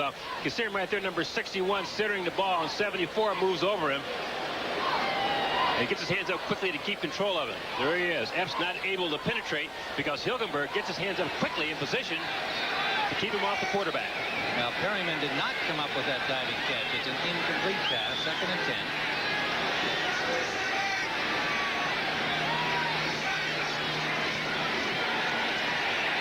Ooh, nowhere for Hilliard.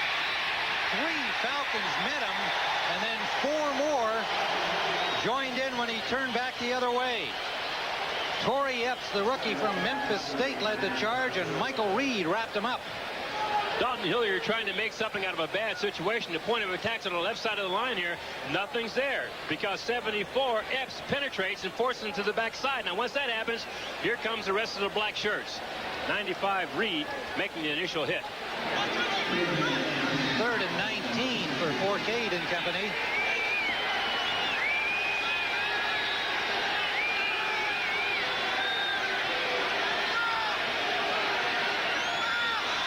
Receivers, and Tim Green across the line of scrimmage. Was he drawn? Number 99, Tim Green, the Syracuse star, came here as a linebacker, turned into a defensive lineman. Offside defense, 5-yard penalty. It Repeat, is 3rd down. an offside against Green, the former Rhodes Scholar candidate. 240 to 45 pounds is quite an amazing athlete, Irv, when you think about how they're playing him now. He's a defensive end. Sometimes you even have him inside in a 4-man front. Here's a guy that came here as a linebacker. He's undersized for a defensive lineman. He's only 6'2". And you think that he's playing against a tackle 6'5", 285, but he holds his own in there quite well. Down over again. Forcade is going to take off. Stumbles. Tripped over the 30-yard line and came down at the 35. That'll bring up 4th down.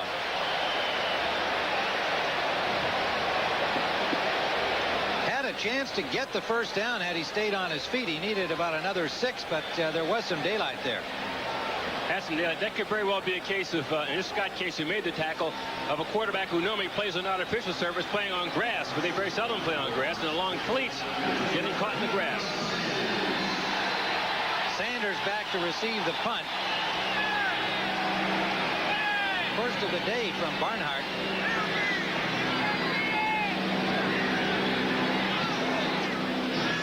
Good hit. Sanders fair catches at the 18 of Atlanta. We'll be back at Atlanta's Fulton County Stadium in a moment. Saints lead by 3.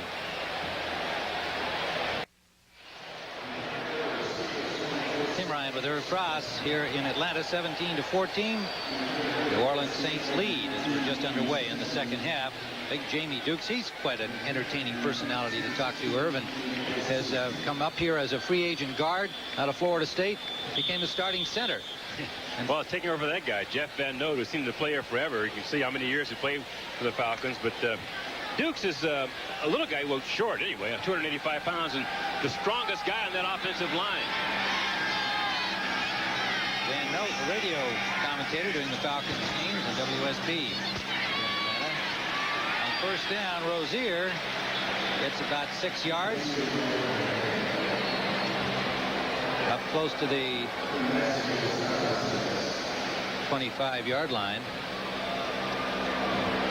Following up on that Jamie Dukes story, Tim, Jeff Van Note told him that if you're going to be an effective center in this league, you have to change up. You have to have different blocking techniques in order to control that tackle over your head. And he said he learned a great deal from the old veteran. He's listened to him very intently, and he thinks he's an effective center now because he has a variety of blocking techniques he can employ each game. Down and 3, there's a good hole for a first down to the 30-yard line. Ron Johnson making the stop, and Dukes helping to open up the hole for Rozier. Jamie Dukes, along with his duties as the center on this team, is also the fine master on the Falcons team. The players fining each other, in effect, for a variety of misdeeds in the locker room. And he's the guy that gets to assess the fines and collect the money. Collects the money, puts it in the bank, or wherever else he puts it.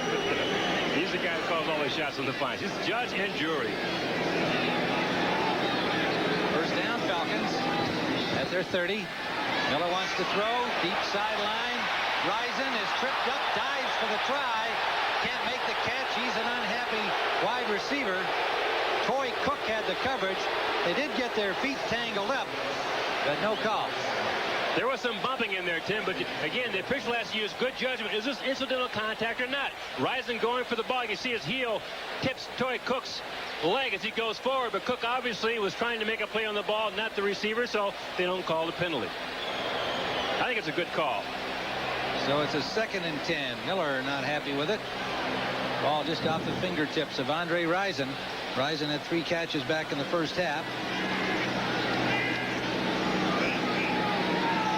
From the red gun on 2nd down.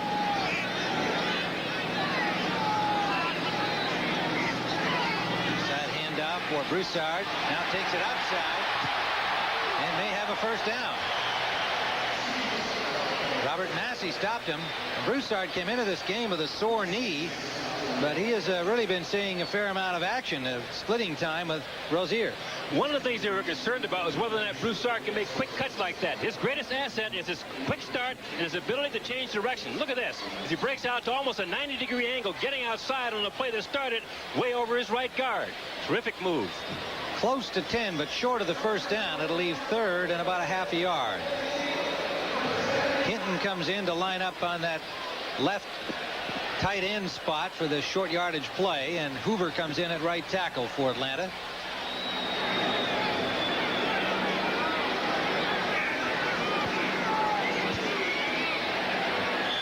And it looks like they have it. Rozier over the 40-yard line for a Falcons first down. Now Hoover continues at right tackle. He's dividing the time today with Hinton. Spot where at the beginning of the season John Hunter was the starter, but he has a hip injury. Nonetheless, I think most everybody expects that Hinton will wind up in that spot, and they've got great backup ability in Hoover there, number 69, who was a guard when the season began. So they're developing real good depth for this veteran offensive line of Atlanta. Tim, even though John Hunter's out today, he told me during the pregame warm-up, he's standing on the sidelines. He expects to be back in the lineup next week. Broussard shakes one tackle and turns it into close to a 4-yard pickup. Ricky Jackson is there. And along with number 96, Michael Simmons, a first-year man from Mississippi State.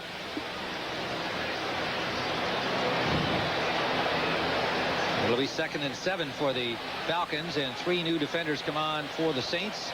Milton Mack, pass rusher Ronaldo Turnbull, their number 1 pick from West Virginia, and Robert Goff.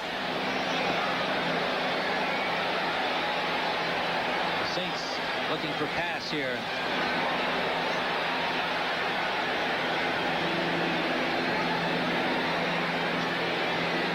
Miller swings it out for Broussard, and he dropped the ball. seemed to have his hands in the right position to catch that one, and was a bullet from Miller. So that brings up 3rd down.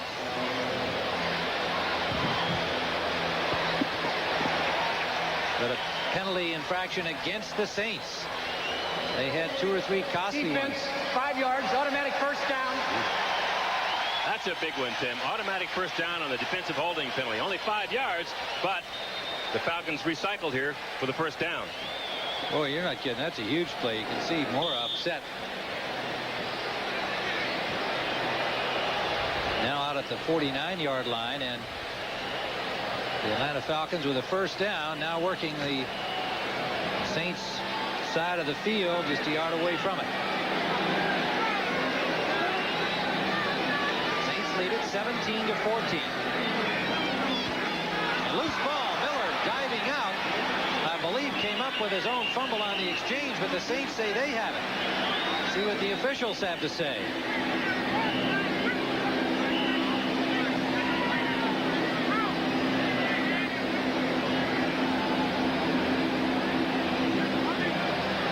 No sign that it's New Orleans ball yet. Ruled down in contact with the ball. 2nd down. So it is still Atlanta possession, and Miller dove out there. He had a little trouble with an exchange, costly situation against the 49ers 2 weeks ago. Yeah, 49ers 2 weeks ago, within a 2-minute period, they're trying to get a drive going, and he bobbled a snap. He said he took the ball and threw it down to the ground to stop the clock, but it looked as though it was a fumble. And again, they had a bad exchange. So he and Dukes are having trouble getting the ball away. 2nd and 11.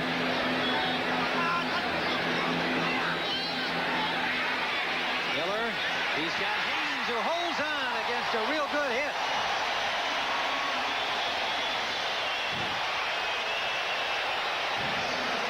Massey and Benny Thompson sandwiching Haynes. He gets up limping, but what an effort to hang on.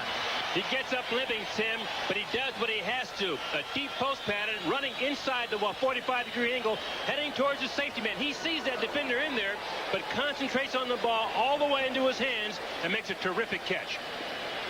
Yeah, Massey already had him wrapped up, so he was helpless against the hit coming at him from Thompson, number 37. And meanwhile, Gene Atkins going limping off for the Saints. We'll be right back.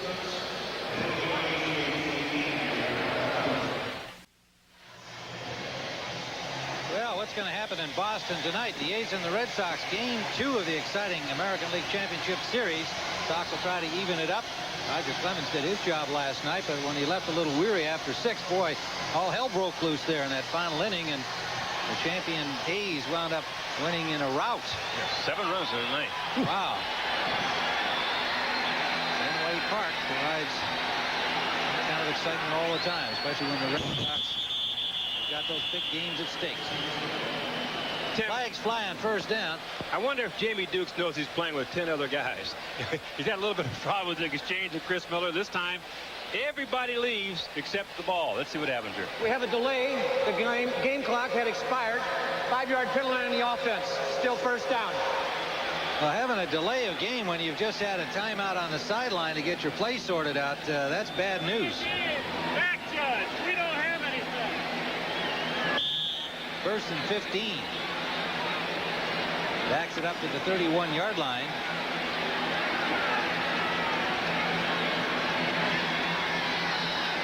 Miller from the red gun.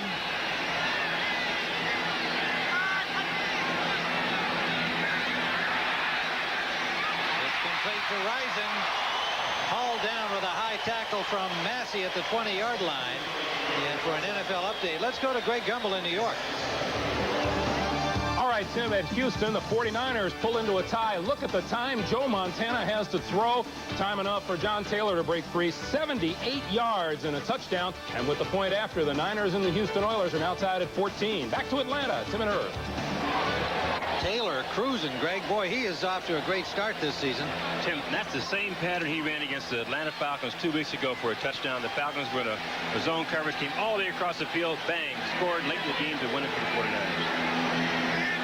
2nd down and close to 5 required for the Falcons here. They're at the 20. For the end zone,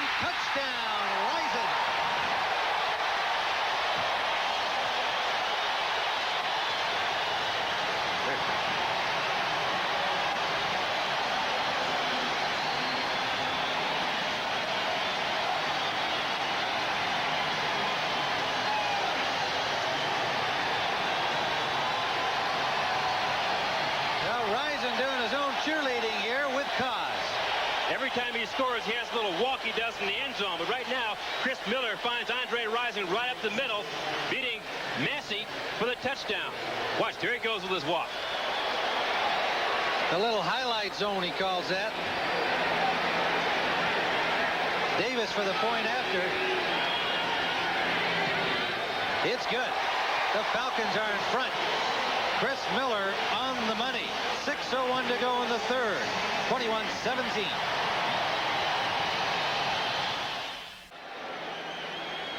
Tim Ryan with Irv Cross, where the Atlanta Falcons here in Atlanta have just taken the lead 21-17 on a 20-yard strike from Miller to Andre Rison. The young man that came over from Indiana in the Jeff George trade and promptly announced that he would get 15 to 20 touchdowns this season. Well, he's got one here today. Davis will kick it off.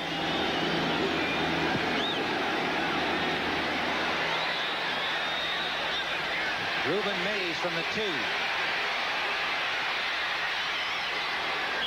To the 22. Met there by Brian Jordan, and tempers have been flaring here as the heat of this game is picked up. 82 yards in 10 plays, 6:06 off the clock. The 20-yard score to Rison. Here it is. Really perfect timing, Tim. Rison going right up the field, straight ahead. Chris Miller spots him here, right at the goal line, makes the catch. Beating Massey, the defensive back, and here he goes with this little highlight zone walk, right? Yeah, and that did not go over well with the Saints defender, Benny Thompson. First down, New Orleans at their 22. For Katie's got a man wide open. Mays out of the backfield.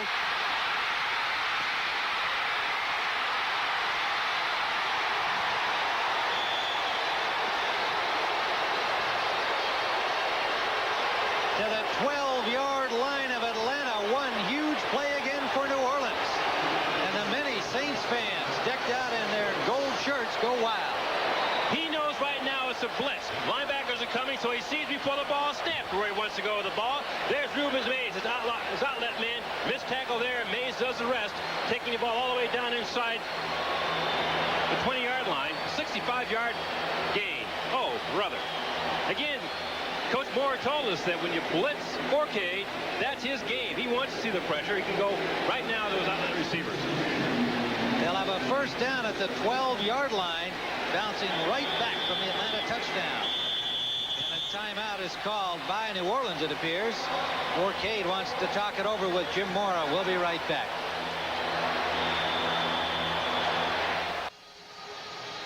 Well, next week there'll be more of this exciting NFL action. Atlanta will be at home to San Francisco in game 1 of our doubleheader. In game 2, you'll see the Giants at Washington. Some of you will see Dallas at Phoenix.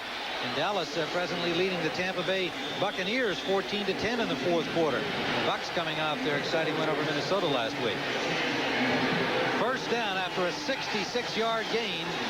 Andre Bruce has come in to join Green, Casillas, and Gann in a 4-man front for Atlanta. Saints have it at the 12-yard line.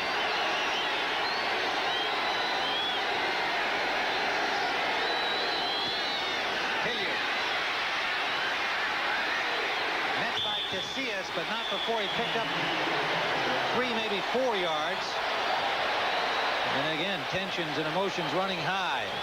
It's a great rivalry, these two southern regional towns. Tremendous. This is terrific football. You know, smash face football. That's what Jim Carr calls it, defensive coach for the Atlanta Falcons. But what New Orleans likes to do in this situation, they're inside they're near the 10-yard line here. They like to run that ball in there. Dalton Hilliard from the tailback position will be deep in the backfield, right behind the center position. He likes to follow Craig Hayward, who's become a tremendous blocker. He was always a great running back in college, but he's learned to be a great blocker. So follow number 34 in the backfield. He'll lead the ball carrier through the hole. They got nearly 5 on that play. Second down, Hilliard again. Trying to get wide and knocked out of bounds at the 1. May have the first down. Jesse Tuggle got him. Kept him out of the end zone, and 5 new Atlanta defenders on. Really very simple, very basic football. We're going to put muscle on muscle. Craig Hayward gets a good block outside, and Dalton Hilliard dips outside to pick up enough yardage to get inside the 5-yard line, down near the 2 before Tuggle knocks him out. Tough, hard hard-nosed football down there. And it is a first down. First and goal at the 2-yard line. Just picked up the first down. Two more big guys, Epps and Barnett on the defensive line. Hilliard wide again is met there. And number 59, John Radiant, smashed back.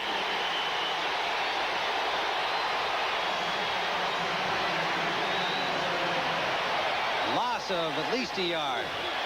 Tim, when you have a big blocking back like Hayward, who's 260 pounds, taking that lead block, the best thing you can do as a defensive team is turn it back and wait for help. Number 59, John Rady, does a good job holding up Hilliard here, and the rest of the black shirts show up in about a split second. Just inside the 4-yard line now. Second and goal.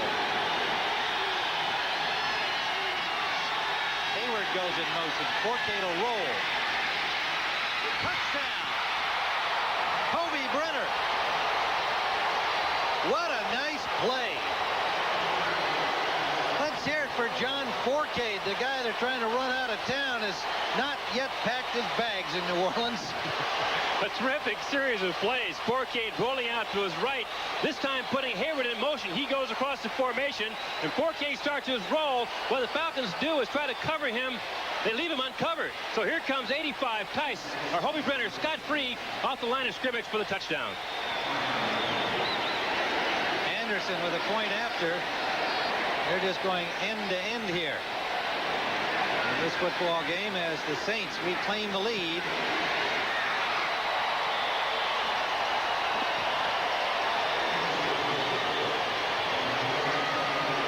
Hobie Brenner's 3-yard touchdown run on a perfectly executed play.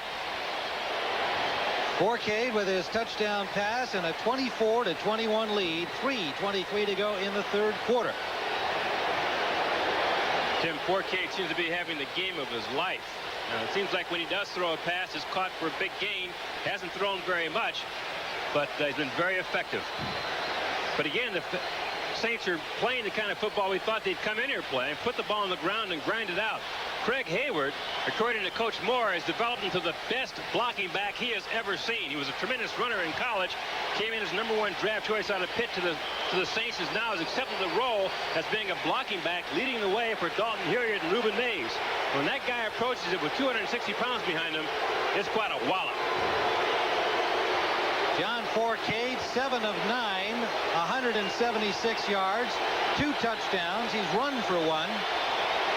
So while those numbers are not Marino-like, the percentage is a little better than the 28% that he brought into the game, to say the least.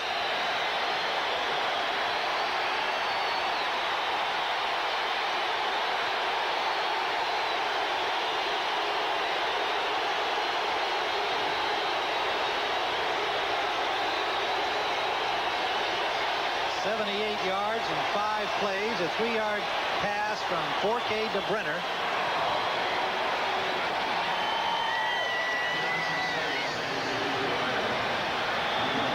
Morton Anderson. Dancing Dane will pick it off. Sanders, the deep man, 5 yards deep, will not bring it up.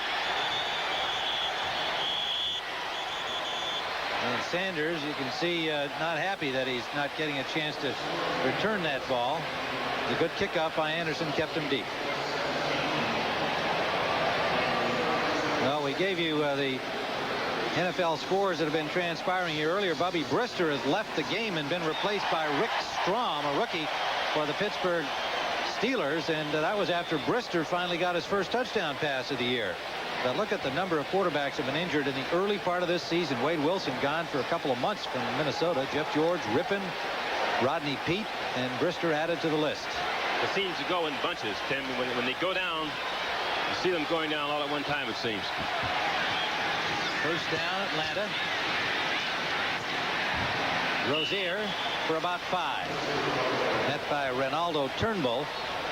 Turnbull, the 6'4", 250-pound rookie from West Virginia. And there is Mike Rozier.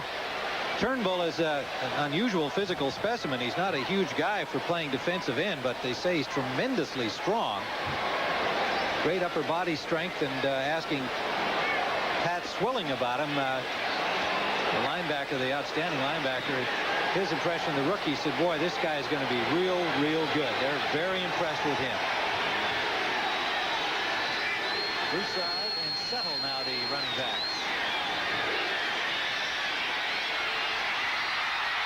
Wilkins hangs on for the first down. Gary Wilkins turned an easy catch into a circus catch, but he made the first down play. He bobbled this thing for about 15 yards. Miller rolling to his right, trying to find his tight end crossing, and he clears right here. Should be an easy catch. No, now I have it. No, I don't. Now I have it. No, I don't. Now I have it. Now I finally have it. I guess I better grab it because there's a guy right there in front of me. Wilkins, what a job. That's right. The 235-pounder from Georgia Tech. Rambled it out to the 42-yard line. Rozier has another Falcon first down for an NFL update. Let's go to Greg Gumbel in New York.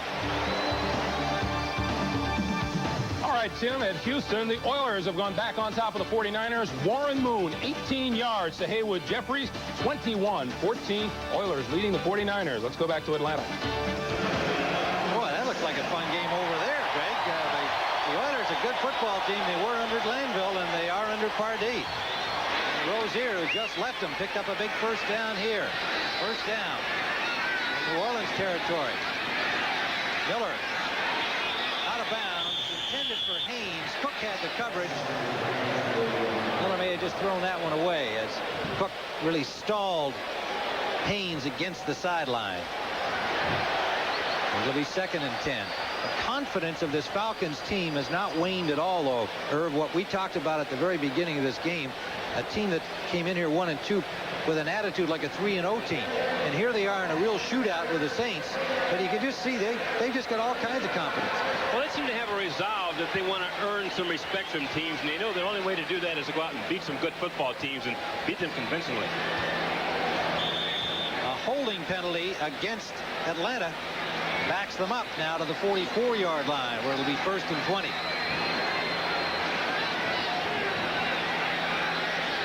Rison, Haynes, out to the right side. On with Floyd Dixon in the red gun. 3 receivers to the right. Miller rolling, goes to the short man, overthrows Dixon. Miller wanted to go deeper. Saw him there gesturing, I believe, to Rison, that he was expecting Rison to run a different route. He gave him a little more time to break it off and ran out of time. That's a little bit of a flaw right now. They haven't quite gotten together and synced up on all the routes. Most of the routes the receivers run for the quarterback here, Miller, are option routes. They have to read the same thing and then break off at the same time. Apparently, Rison saw one thing, Miller saw something else, and they just weren't able to get connected. It's 2nd and 20. Rison coming over with Dixon from Indianapolis and settling into this offense. He likes it. Miller loves it. And he can only get better at it. Miller, line drive shot there for Rison. Incomplete. Saints have to be getting a little frustrated that they haven't been able to get to Miller. And they've really tried. Pat Swilling has been playing on one side of the defensive line and the other, and coming in a red dog or a blitz situation trying to put pressure on Miller. But what the Falcons have done, though, it seems like Miller must be keying off of Swilling because he's rolling away from him most of the time. If Swilling's on one side, he rolls opposite nearly every time. I don't think that's a coincidence. I think they're keying on him and rolling away. Now the Saints on the field. There you see them. Ricky Jackson whipping up those gold-clad Houdat fans over there. I mean, this is the most unusual situation in the NFL. You got 2 home crowds. Great fun. Flag flies. Miller under pressure from Jackson. Runs it out of bounds at midfield, picking up about 7 yards, but a flag on the play in the offensive backfield. Looked to me, Tim, as though Pat Swilling was the first one to jump on defense, came across into the neutral zone. The flag went down, so it should be against the Saints.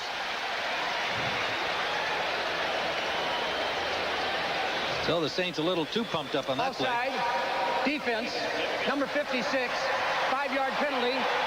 Repeat the down. 3rd down. Pat Swilling. What an impressive young man this guy is. Got a great future ahead of him in a lot of areas about anything he chooses to do. I think he's intelligent, very talented guy as a football player. It seems like he's got his life all organized. Very impressive young man. His fiance is in medical school. Good pick. Yeah, good pick. You know, and he's got his life pretty well mapped out. He knows exactly where he's headed. 3rd and 15. Let's see if the Saints can stop the Falcons here. Miller to Collins. They cannot. First down, Atlanta. Big day for Sean Collins. First down at the Saints 26.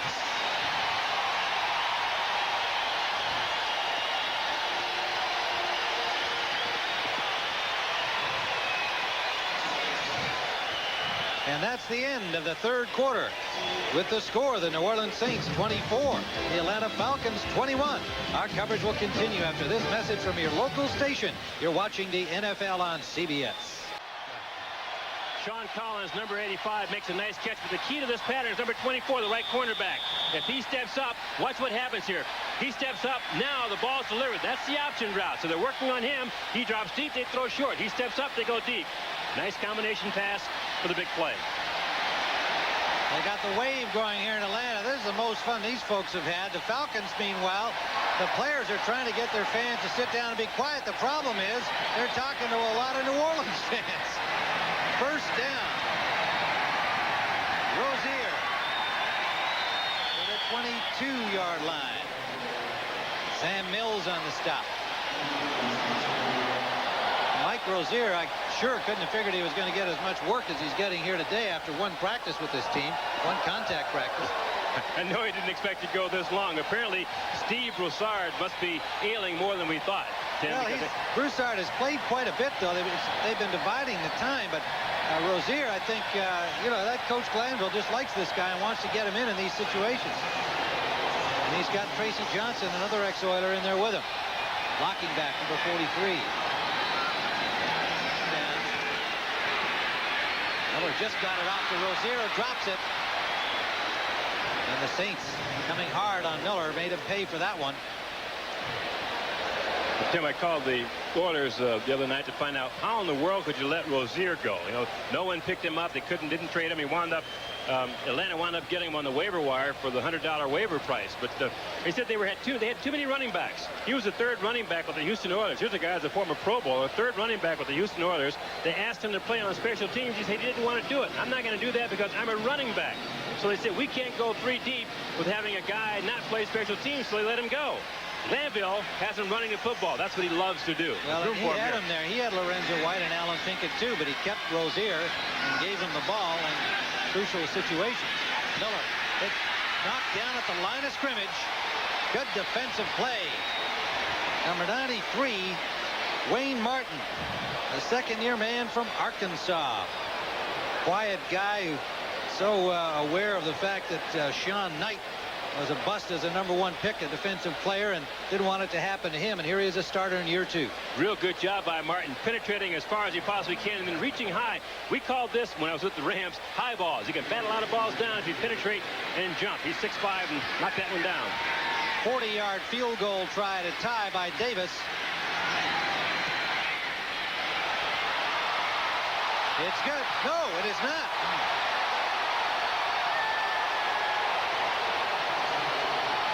Davis missed the 40-yarder. And we'll be back with the Saints still on top. This NFL game summary is sponsored by Levi's 100% Cotton Dockers. If you're not wearing Dockers, you're just wearing pants. Well, there's a quick look at how things stand. 14:04 to go in this football game. A 3-point New Orleans lead. Both quarterbacks having good afternoons. And Davis, having bad luck with a field goal try, hit the upright way up high on the left. When he kicked it, looked like he was going right down the middle, Tim. But the ball drifted away and hit the right upright.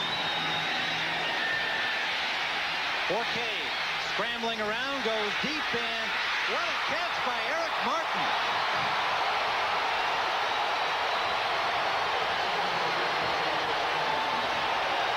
quickly look at Davis's field goal try. A 40-yarder. I thought it was good when he hit it. Looked very good, but watch where it hits, though, Tim. The wind picks it up and it drifts and hits the upright right there. Can you believe that? So a tough break for Atlanta, and meanwhile, Forcade brings them back 40 yards to Eric Martin with a diving grab and a first down at the 38 of Atlanta. Hilliard gets to the 35. Reports of his demise were greatly exaggerated. John Forcade can borrow that line from Mark Twain, because right now he's playing like a Super Bowl quarterback. How long it'll last, that remains to be seen. But in this game, he's been the boss for the Saints. Steve Welch will have to wait a little longer. They haven't been together very long, Tim, but they both seem to have a high regard for each other. They seem to get along quite well. 2nd and 6.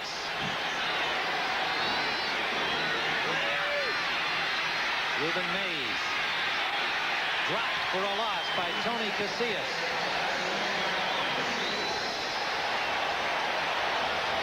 Casillas seeing his first game action.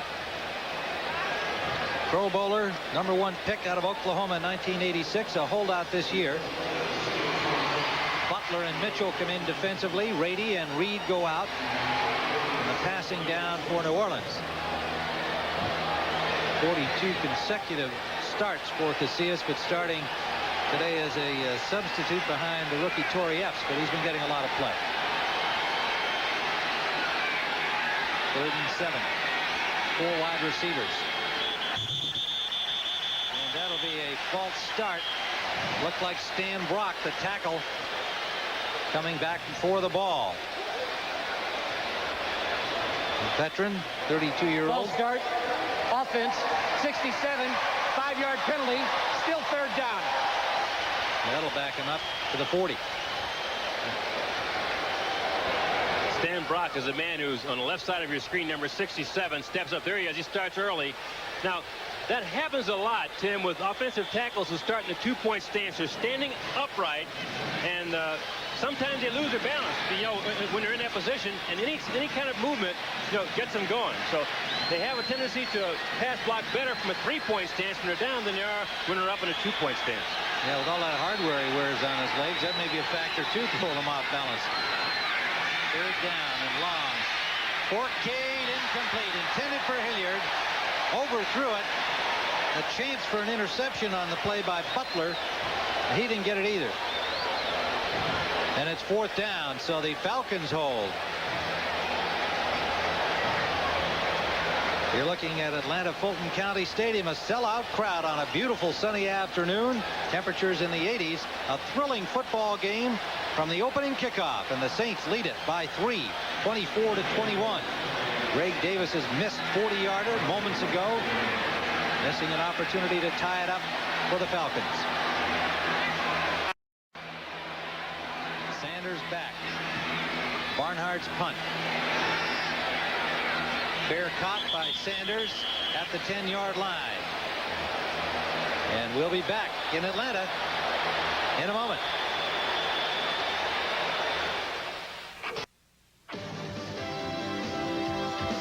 CBS Sports coverage of the National Football League is sponsored by Mercedes-Benz, engineered like no other car in the world. Today's Duracell, the copper top battery. And by America's favorite light beer, Miller Lite, the sole sponsor of the NFL Player of the Year Award. Ryan and Irv Cross here, where the Atlanta Falcons trailing by 3 at home against the Saints. Tremendously exciting football game. Deion Sanders fair catching at the 9-yard line, so Atlanta will start from there. Falcons having just stopped the Saints on their drive. Rozier and Wilkes. Not Wilkes, Goff. Robert Big Goff, number 91, blasting through from the nose, drops him for a loss. Tim, this is really an excellent maneuver by Goff. Getting ready to the guard, throw him aside, now come upfield and make the play. Rozier has no place to go, but down. Terrific play. Here's Goff, who came over from the Tampa Bay Buccaneers, had been a starter at defensive end there.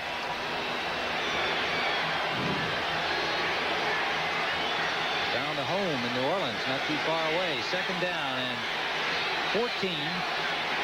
Miller standing just in the end zone. Out of the red gun. Incomplete for Dixon. Ball was there. Gene Atkins came across in front of him, and it may have just been enough of a distraction for Dixon to drop the ball. Third down.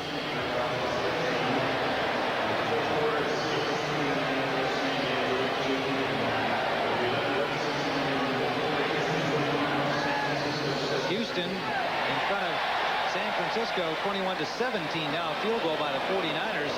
Word from that game, Roger Craig has suffered a twisted right knee. May not be back in that one.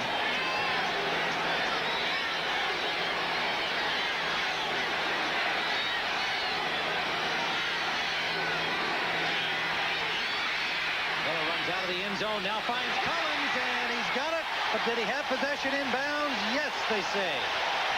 Sean Collins is having a sensational afternoon.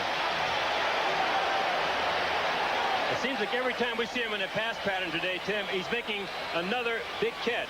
Chris Miller rolling to his left here. You'll see trying to find somebody open and spot Sean Collins coming all the way across field.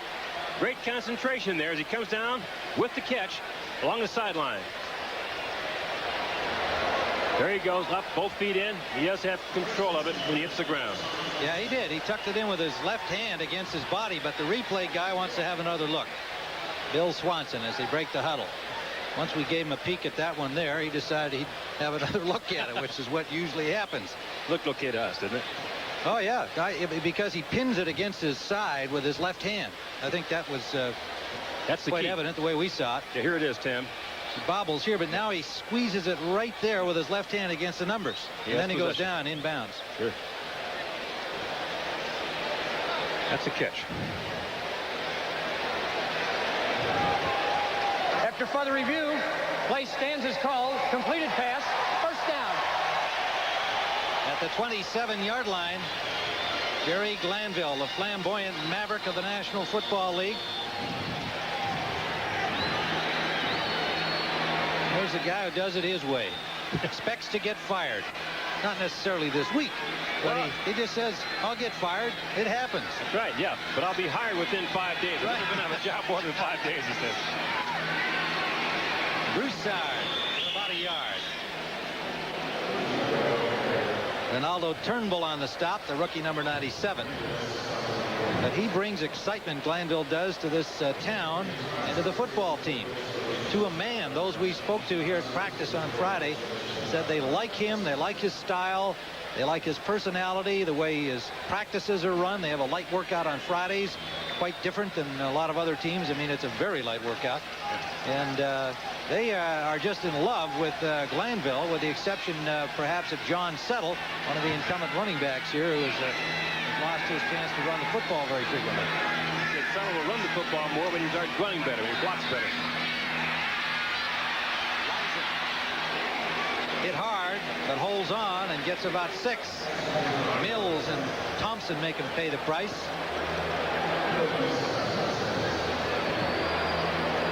Andre Rison is a guy the Falcons like to feature their offensive passing game around. You can see working in the middle of the field, breaking outside, makes the catch. Takes a couple of hits there, but Brady Thompson being the guy that lays the wood to him. Yeah, but you get back to Glanville again, though, Tim. He says, I'm the luckiest guy in the world. You know, I'm doing a job I enjoy. I don't feel like it's not work to me. He enjoys it. Never worked a day in my life. 3rd and 2. Miller under pressure, and it's broken up. Excellent defensive work. Toy Cook, they've been picking on him today, but he was there with perfect timing, and the rush on Miller forced him to throw the ball sooner than he wanted. You're right, Tim. If you had a choice to work against Robert Massey on the one corner or Toy Cook, number 41 over here, you would work towards Cook because Massey is the one with the reputation of being a better pass coverage man. Here, going against Cook again. This time he comes up with a great defensive effort. First punt of the afternoon for Atlanta. Scott Folhake. Wonder if he remembers how. 8:14 to go in regulation time. Vince Buck back to receive it, and it's a short kick. Maybe he didn't remember. And it is down at the 42-yard line.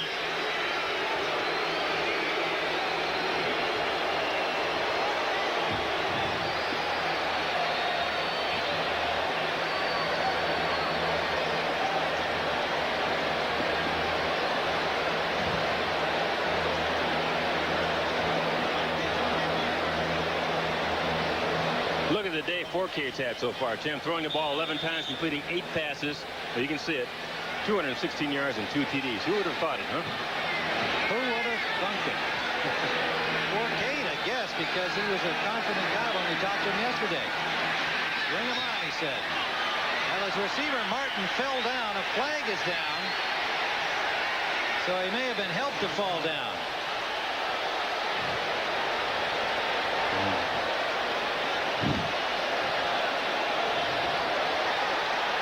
Defensive holding against Atlanta.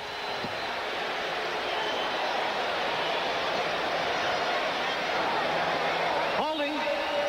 Defense. 5 yards. First down. Number 22. There's that killer penalty again, the first down. Every defensive penalty is a first down except offsides if it's more than 5. Here your quarterback ratings coming in for the day. You can see Forcade is at rock bottom, 28.4. I've never seen a rating that low for a quarterback. And of course, he's improved dramatically with his performance today. Quite an afternoon for John Forcade. He was the one who said the arrival of Steve Walsh might be the best thing that could happen to me. I don't want to compete, fight, keep my job. This time it's Jesse Tuggle. Second sack of the day by Atlanta. This is what the Falcons wanted to do, put heat on Forcade right up the middle. Here's the rush. Good penetration by the defensive line. Now here comes linebacker Tuggle to make the initial hit. Boy, it's tough out there. Look at that. Scott Case has had his jersey just ripped right off his back, number 25. And there's the real firebrand of Tuggle. One of the leaders on this team.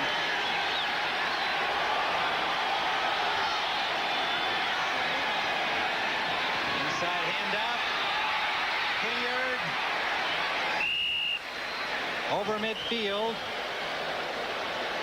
Into Atlanta territory where Bobby Butler stopped him.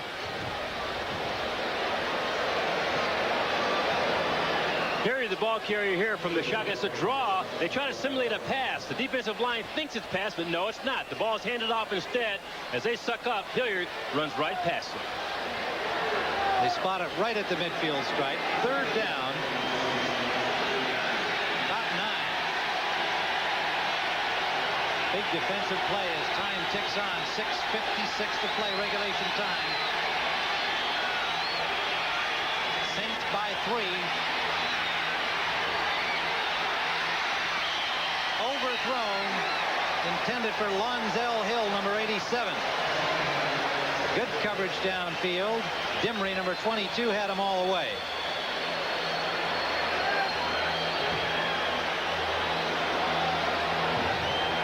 Fourth down.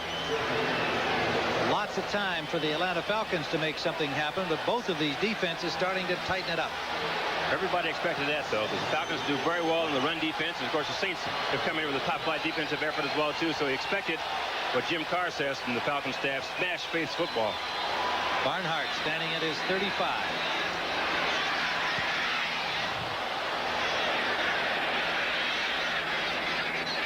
Good kick right to the goal line and nearly kept out of there, but it'll be a touchback. 50-yard punt. We'll be back. 6:34 remaining.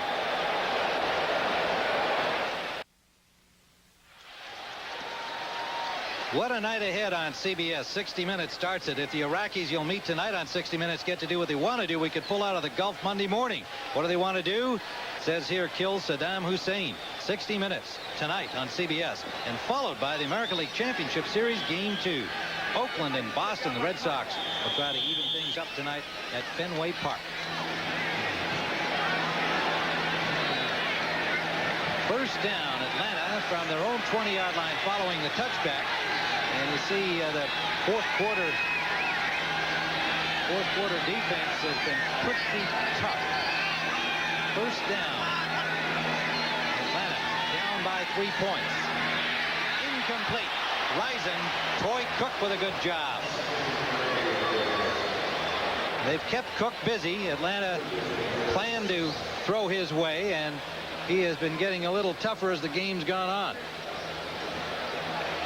Falcons felt their chances of completing passes would be better against Troy Cook than going against the other cornerback, Robert Massey, who has a reputation of being a better pass defender. But Cook has met the challenge most of the time today. He's had a couple of plays where he was burned, but he's handled it fairly well. Michael Haynes goes out to the right side. Rising in the slot left. 2nd and 10. Miller changing it up here. Fumbles the ball. Saints may have it. Ricky Jackson says he's got it.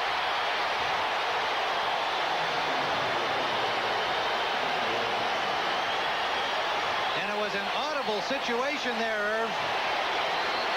And clearly a mix-up in the exchange again between Dukes and Miller. The ball was up there, though. Miller had an opportunity to take it. He pulled away a little early. Tim, you can see the separation between the center and the ball when the ball came up. And Miller pulled out just a tad early. Therefore, he had a bad exchange. Falcons. Saints now are in great field position. At the 15-yard line with a 3-point lead and 6:26 to go.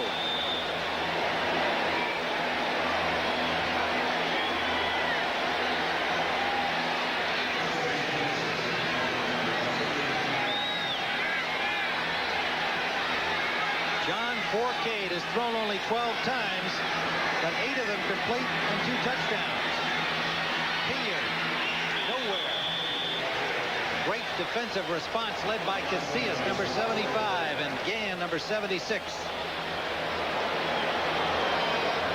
This is a spot on the field where the Saints like to really grind it out. Again, they have a top-flight blocking back in Craig Hayward, who in Coach Moore's opinion is the best blocking back he's ever seen with 260 pounds. And he's the man who's going to be leading the way for either Dalton Hilliard or Reuben Mays into the goal line if they elect to go ahead and run it in.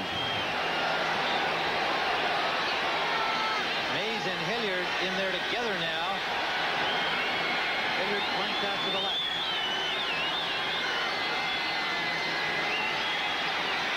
Okay, can't find the man. Now he does. Hilliard hit immediately, but not before he got to the 6-yard line. Brian Jordan, the safety, number 40, stopped him there. Herb, what happened here? He looked like he was left open. He was left open. He had the 4 defensive backs were playing fairly soft there. When Hilliard went into the short area to the left, into the flat, no one picked him up. So he was there scot-free and did the smart thing, just stopped. Instead of running upfield, stopped in the open area, and Fourcade found him. 3rd and 2. They need to get to about the 4-yard line. Tice comes in. Craig Hayward comes in.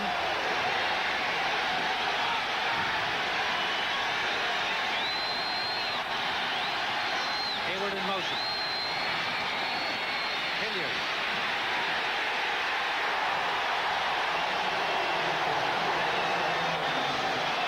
Tim, that is sensational defense. There must be 11 black jerseys on the tackler. Glanville has a drill in practice where he says, let's see how many players we can get on the ball. The player runs and one person tackles them and the other 10 players arrive. They try to get all 11 players on the ball carrier. You saw the drill in effect there. 9 black jerseys on the ball carrier. 4th down. Field goal unit comes on the field.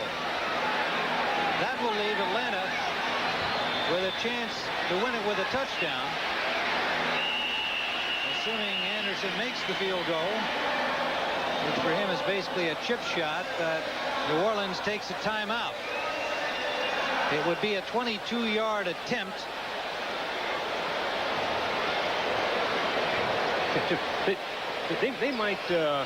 They might be thinking about going for this rather than kicking it. Well, that's what I wondered as soon as they called the timeout. That, in fact, I was a little bit surprised, frankly. They weren't going for it there anyway, but they were stuffed twice on 2 consecutive runs, and they still need a yard. So let's see whether Jim Mora changes his mind. Right now, it looks like field goal time. It would force Atlanta to score a converted touchdown to win. Well, a chance to recognize some of the real heroes of our CBS Sports coverage. Coordinating producer of the NFL on CBS, Charles H. Milton III. And our producer on the site today, Daniel H. Ford. Directed by Andy Kindle. The NFL Today was produced by Eric Mann and directed by Duke Struck. Senior producer David Winter and executive producer of CBS Sports, Ted Shaken. And they are bringing Forcade back on the field. So Mora does not want to give Atlanta that chance. He's going to gamble here. They have Forcade on the field, but more importantly, they also have number 34, Craig Hayward. My guess is it's going to be something with Hayward leading the blocking and the tailback, Dalton Hilliard, following him for the first down.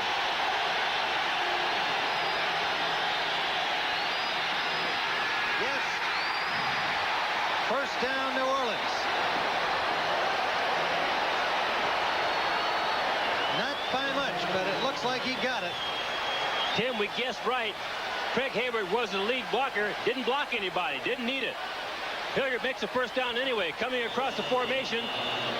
Tackle 73 gets a pretty good block out there for him. Enough to get the first down.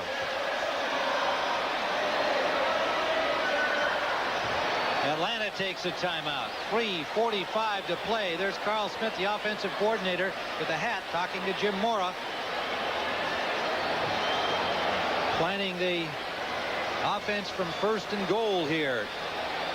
Atlanta, meanwhile, sends on Barnett. Rick Bryan. Butler. And Epps.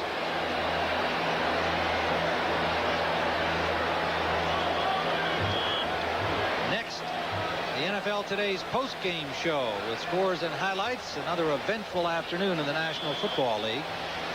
But I would think hard-pressed to match the excitement this game has produced anywhere else in the league today. This has been just a dandy from the opening kickoff. And certainly the story of the day has been the play of John Forcade. And young Steve Welch in uniform today told us he was ready to play if necessary. The coach said he would if needed, meaning if Forcade didn't play well. Well, Forcade's in there now. Hilliard eluded one tackle, but then those black shirts surrounded him. No gain. Real tough territory down here. Goal line defense where you have 4 defensive linemen down on the line pinching down to the inside. They want to constrict that offensive line so you can't get any holes in there. And then the safety man, number 40, Brian Jordan, does a real good job coming in as the lead tackler. You'll find that he'll have one-on-one shots at Dalton Hilliard with that kind of a defensive set. Atlanta takes another timeout. They'll have 1 left. And all of this work on the ground, trying to grind it into the end zone, also using up clock time. That's obviously part of the intent of New Orleans. 3:30 remaining.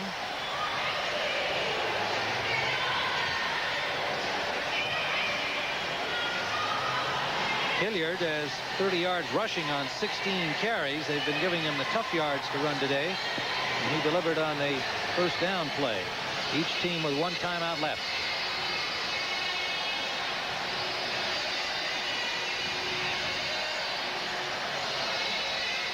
Well, if you're not sure whether this is the Superdome or Atlanta Fulton County Stadium, don't feel bad.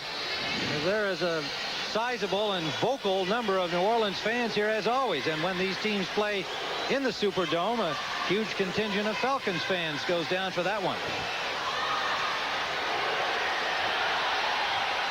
2nd and goal. Saints. Reuben Mays to the 2-yard line. John Rady just missed dropping him for a loss of about 4 yards, blowing through there. Mays eluded him. Final timeout taken by Atlanta. 3:21 still on the clock. It'll be 3rd and goal from the 2.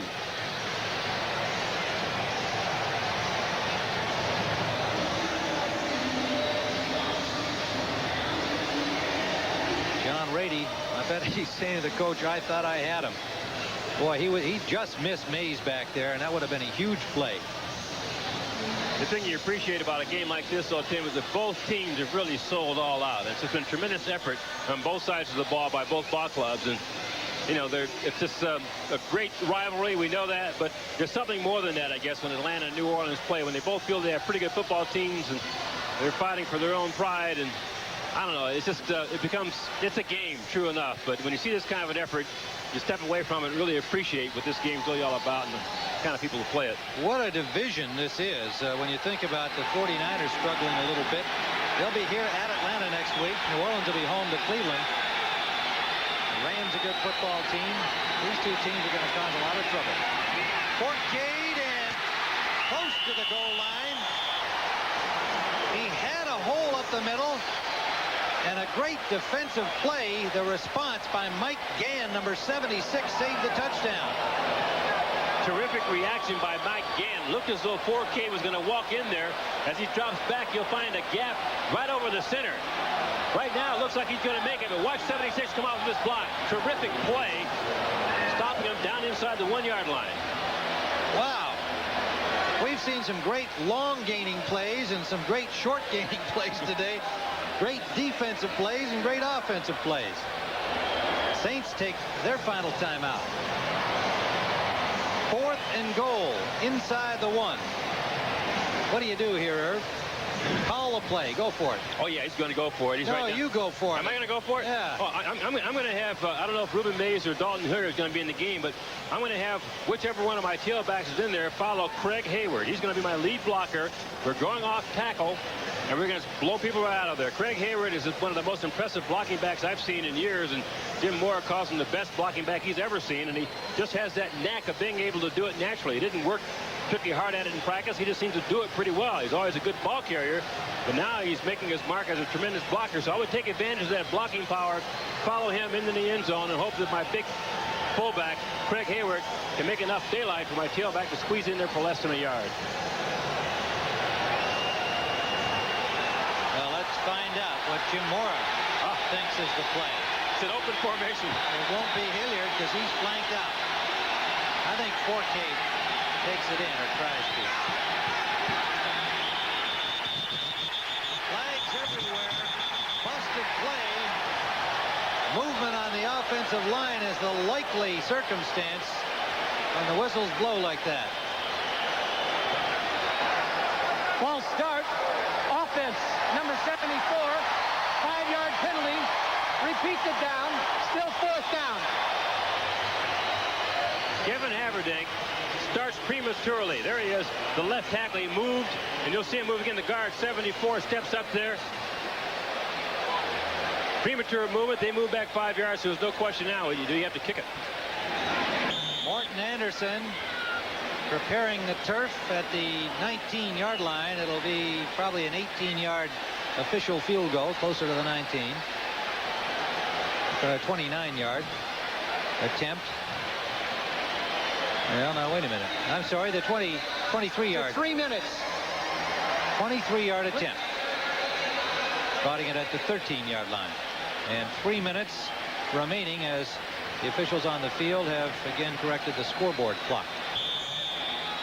That's a lot of time, folks.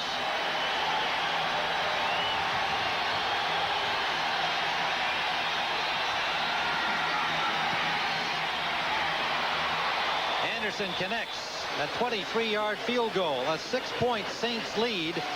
2:58 to play. No timeouts remaining except for the 2-minute warning.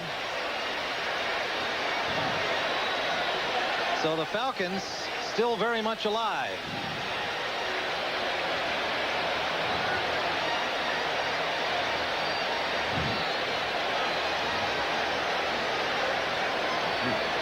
Gordon Anderson following through there, lost his balance, had enough on the ball to make the kick, but fell down after he kicked it. His second successful field goal of the day for the 6-point margin. And we've talked about the confidence of this Atlanta football team, Irv, in talking with players and with Glanville coaching staff on Friday here, despite their 1-2 record coming into the game. And they have played this game with a lot of confidence. Now they're really going to be tested. No timeouts, 2:58 to go. But they have a tremendous weapon on the field right now. Deion Sanders, number 21, would be the man to return this kick if the Saints elect to kick it deep, and I'm sure they will. If Anderson gets it less than 5 yards in the end zone, Mr. Sanders will bring it out. Again, the Falcons players, this time on the specials team, rousing their gold-shirted fans who are here, trying to create that hometown atmosphere in foreign territory. Sanders waiting for it at the 2-yard line.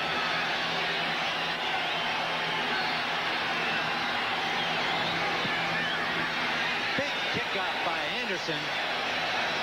All the way out of the end zone. There'll be no return by Deion Sanders. Now this score just handed us in other thrillers today. The 49ers 24-21 over the Houston Oilers. Montana's pass to Taylor, the winning points on the road. 13 consecutive road victories for the Super Bowl champs. Dallas with a victory over Tampa Bay. The Buccaneers looked terrific last week, and the Cowboys upset them today. Rookie Emmitt Smith with a big day. Look at this, Detroit leading Minnesota in a shootout. Okay, we're 1st and 10 here from the 20-yard line of Atlanta. 2:58 on the clock, and an official delay on the field here.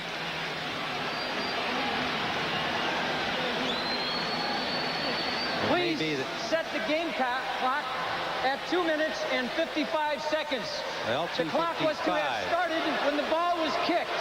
They're having trouble getting that scoreboard clock coordinated to this year's new start time rules by the officials on the field. They've had it corrected at least 4 times during this game, which is highly unusual. But yet the Saints have 6 defensive backs on the field now, Tim, so they're expecting to play pass defense first, run second, so protect that 6-point lead.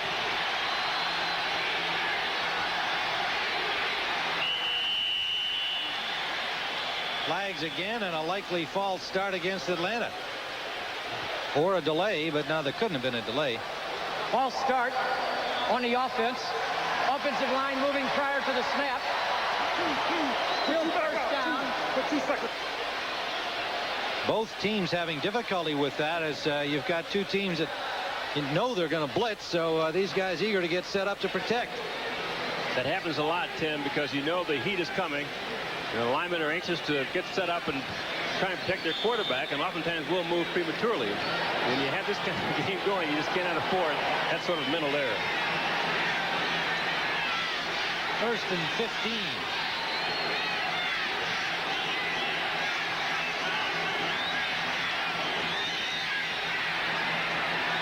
Rising. Cooked on the coverage.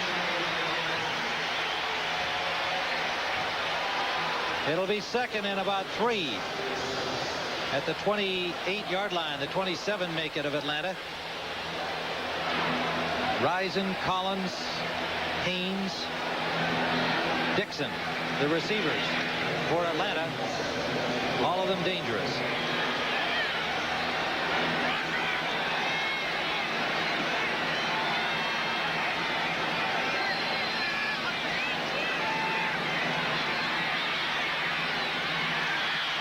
Incomplete. Dixon could not hold on against coverage from Cook.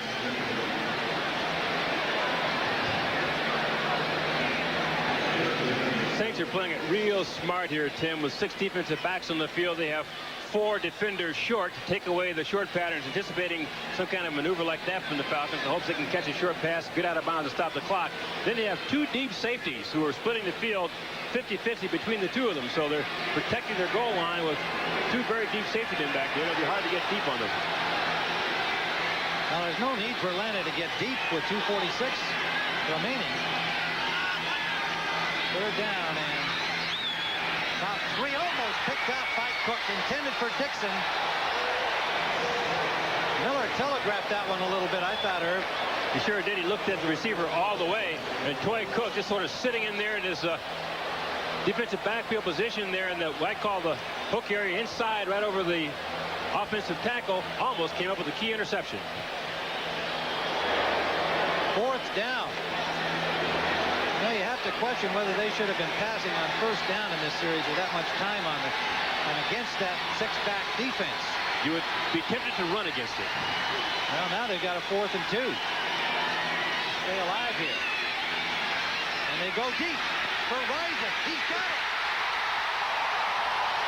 Holy smokes. What a gunny call. What a gunny call. And the guy they picked on once again was number 41, Toy Cook. This game for Toy is going to be a nightmare.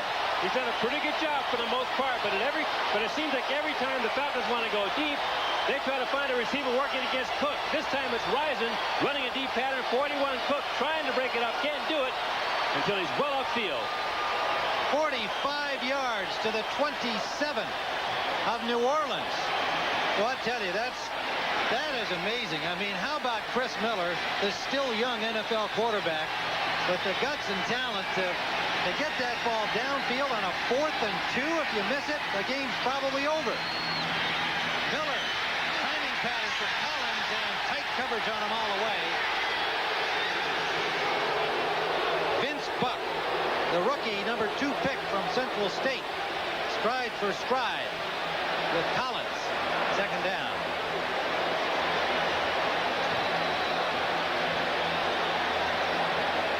Well, that is some, I can't get over that. That is some call and some play. It's consistent with Jerry Glanville's philosophy, though, living on the edge. Let's go for it. And I think these Falcons players feel the same way. Okay, it's all in the line. It's 4th and 1 or 4th and 2. Let's go for it. Well, you know, you talked about Risen saying he's the anytime receiver.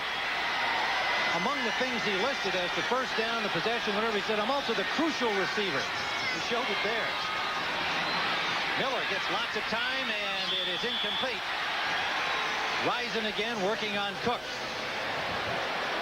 Miller now 20 of 41, 342 yards on the day, a pair of touchdowns, 1 costly interception. It led to the Anderson field goal that gave New Orleans their first 3-point lead at 17-14. There are no timeouts left for either team, but lots of time. 2:26. 3rd down. Another critical play.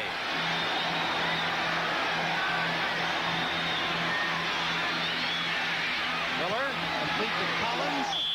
Short of the 1st down by a lot. Buck again on the coverage.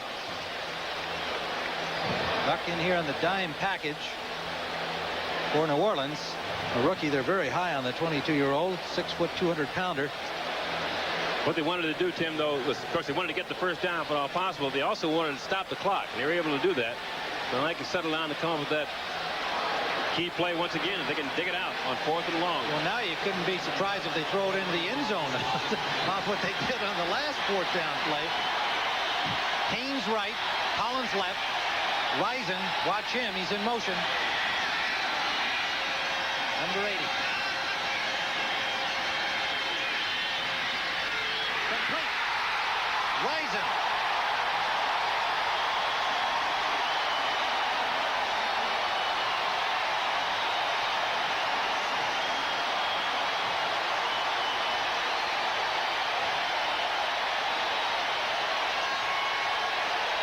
First and goal from the 7-yard line. 2 minutes to play in Atlanta.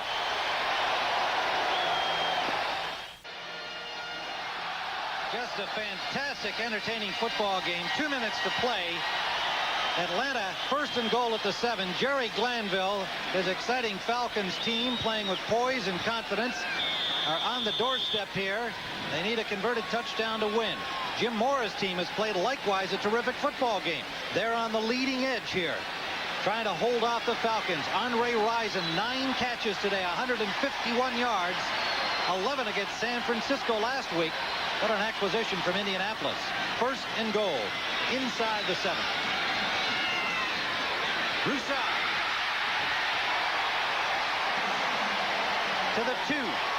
Tim, the idea here, obviously, the Falcons want to score. But with so much time left in the game, they want to put the ball on the ground for a couple of plays, run some time off the clock, then get in there, and not give Morton Anderson a chance for the long field goal. Miller, touchdown. Rison.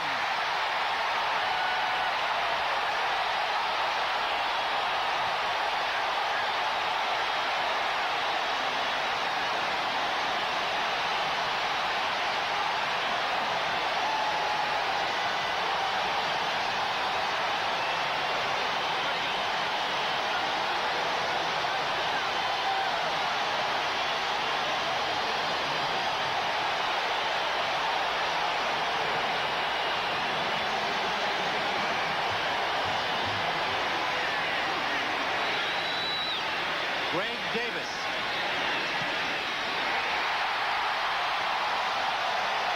Atlanta on top. Tim, Andre Rison said he didn't get attention in college at Michigan State because we ran the ball. I didn't get attention in Indianapolis because they had a great back there at Dickerson. But here they feature me as a clutch receiver. And I love it. Touchdown. I think Jerry Glanville likes it too, huh? Well, this town is going to make this guy the head of the Olympic Committee, governor of Georgia, mayor of Atlanta. I mean, Glanville has really got things cooking here, and his team is cooking, and that's what it's all about. Love him or hate him, and there are a lot of people who knock this guy. He's a maverick. He does his own thing, and he doesn't really give a damn, thank you, Scarlett, about what people think of him. Jim Mora will now have to have some miracle time coming up for him. 1:33 still to play. This is not over yet. It's up to John Forcade and company when they get the ball. 80 yards in 10 plays.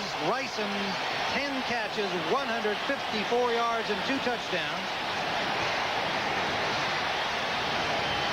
6-footer from Michigan State.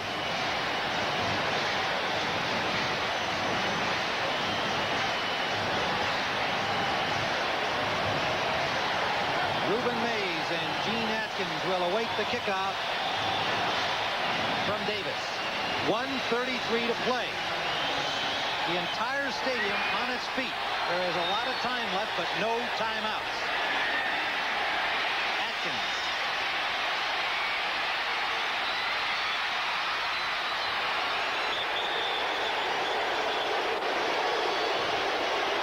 Of the 11 special teamers for the Falcons in on the tackle, led by Roland Mitchell. We'll be back in Atlanta in a moment. 4-800. Uptown Information Center. That's 1-800-556-48. Forcade on first down to Floyd Turner. About 9 to the 34-yard line. Tripped up by Tuggle.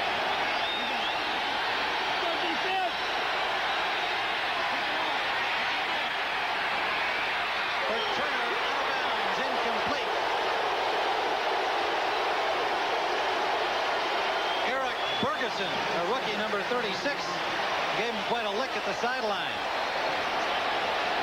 BYU playing in their nickel package, their dime out there, obviously at this circumstance. 1 minute to go. The clock stopped. Second down from the New Orleans 34. Tim, but this part of the field, the Falcons have decided, okay, we're going with a 3-man rush, 4 linebackers, and also our 3 deep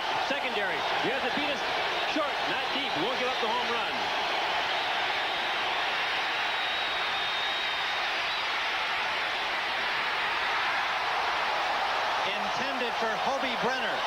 Incomplete. Pace had the coverage on the tight end.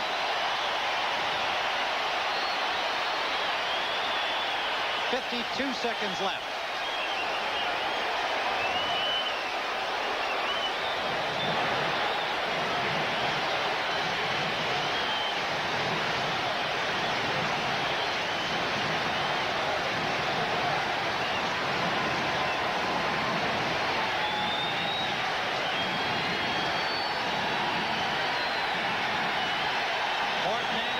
Sideline hoping for a chance to win it.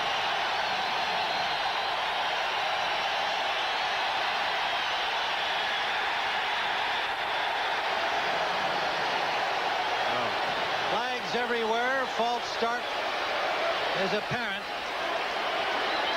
Looked like Haverdink, the second-year man. Offense, number 74, 5-yard penalty.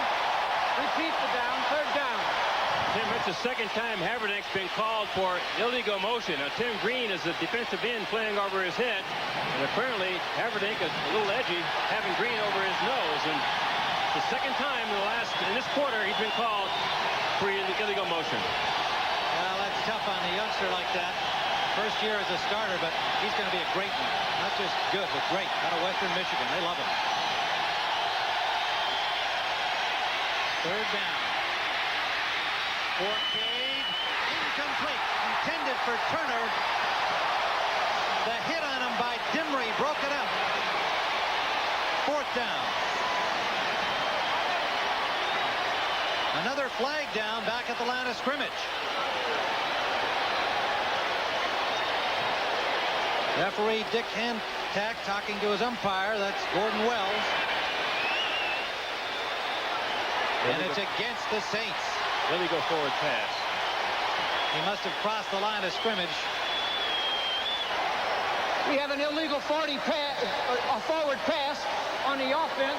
Number 11, pass from beyond the original line of scrimmage. 5 yards and loss of down. Fourth down. Well, even the officials are excited about this game.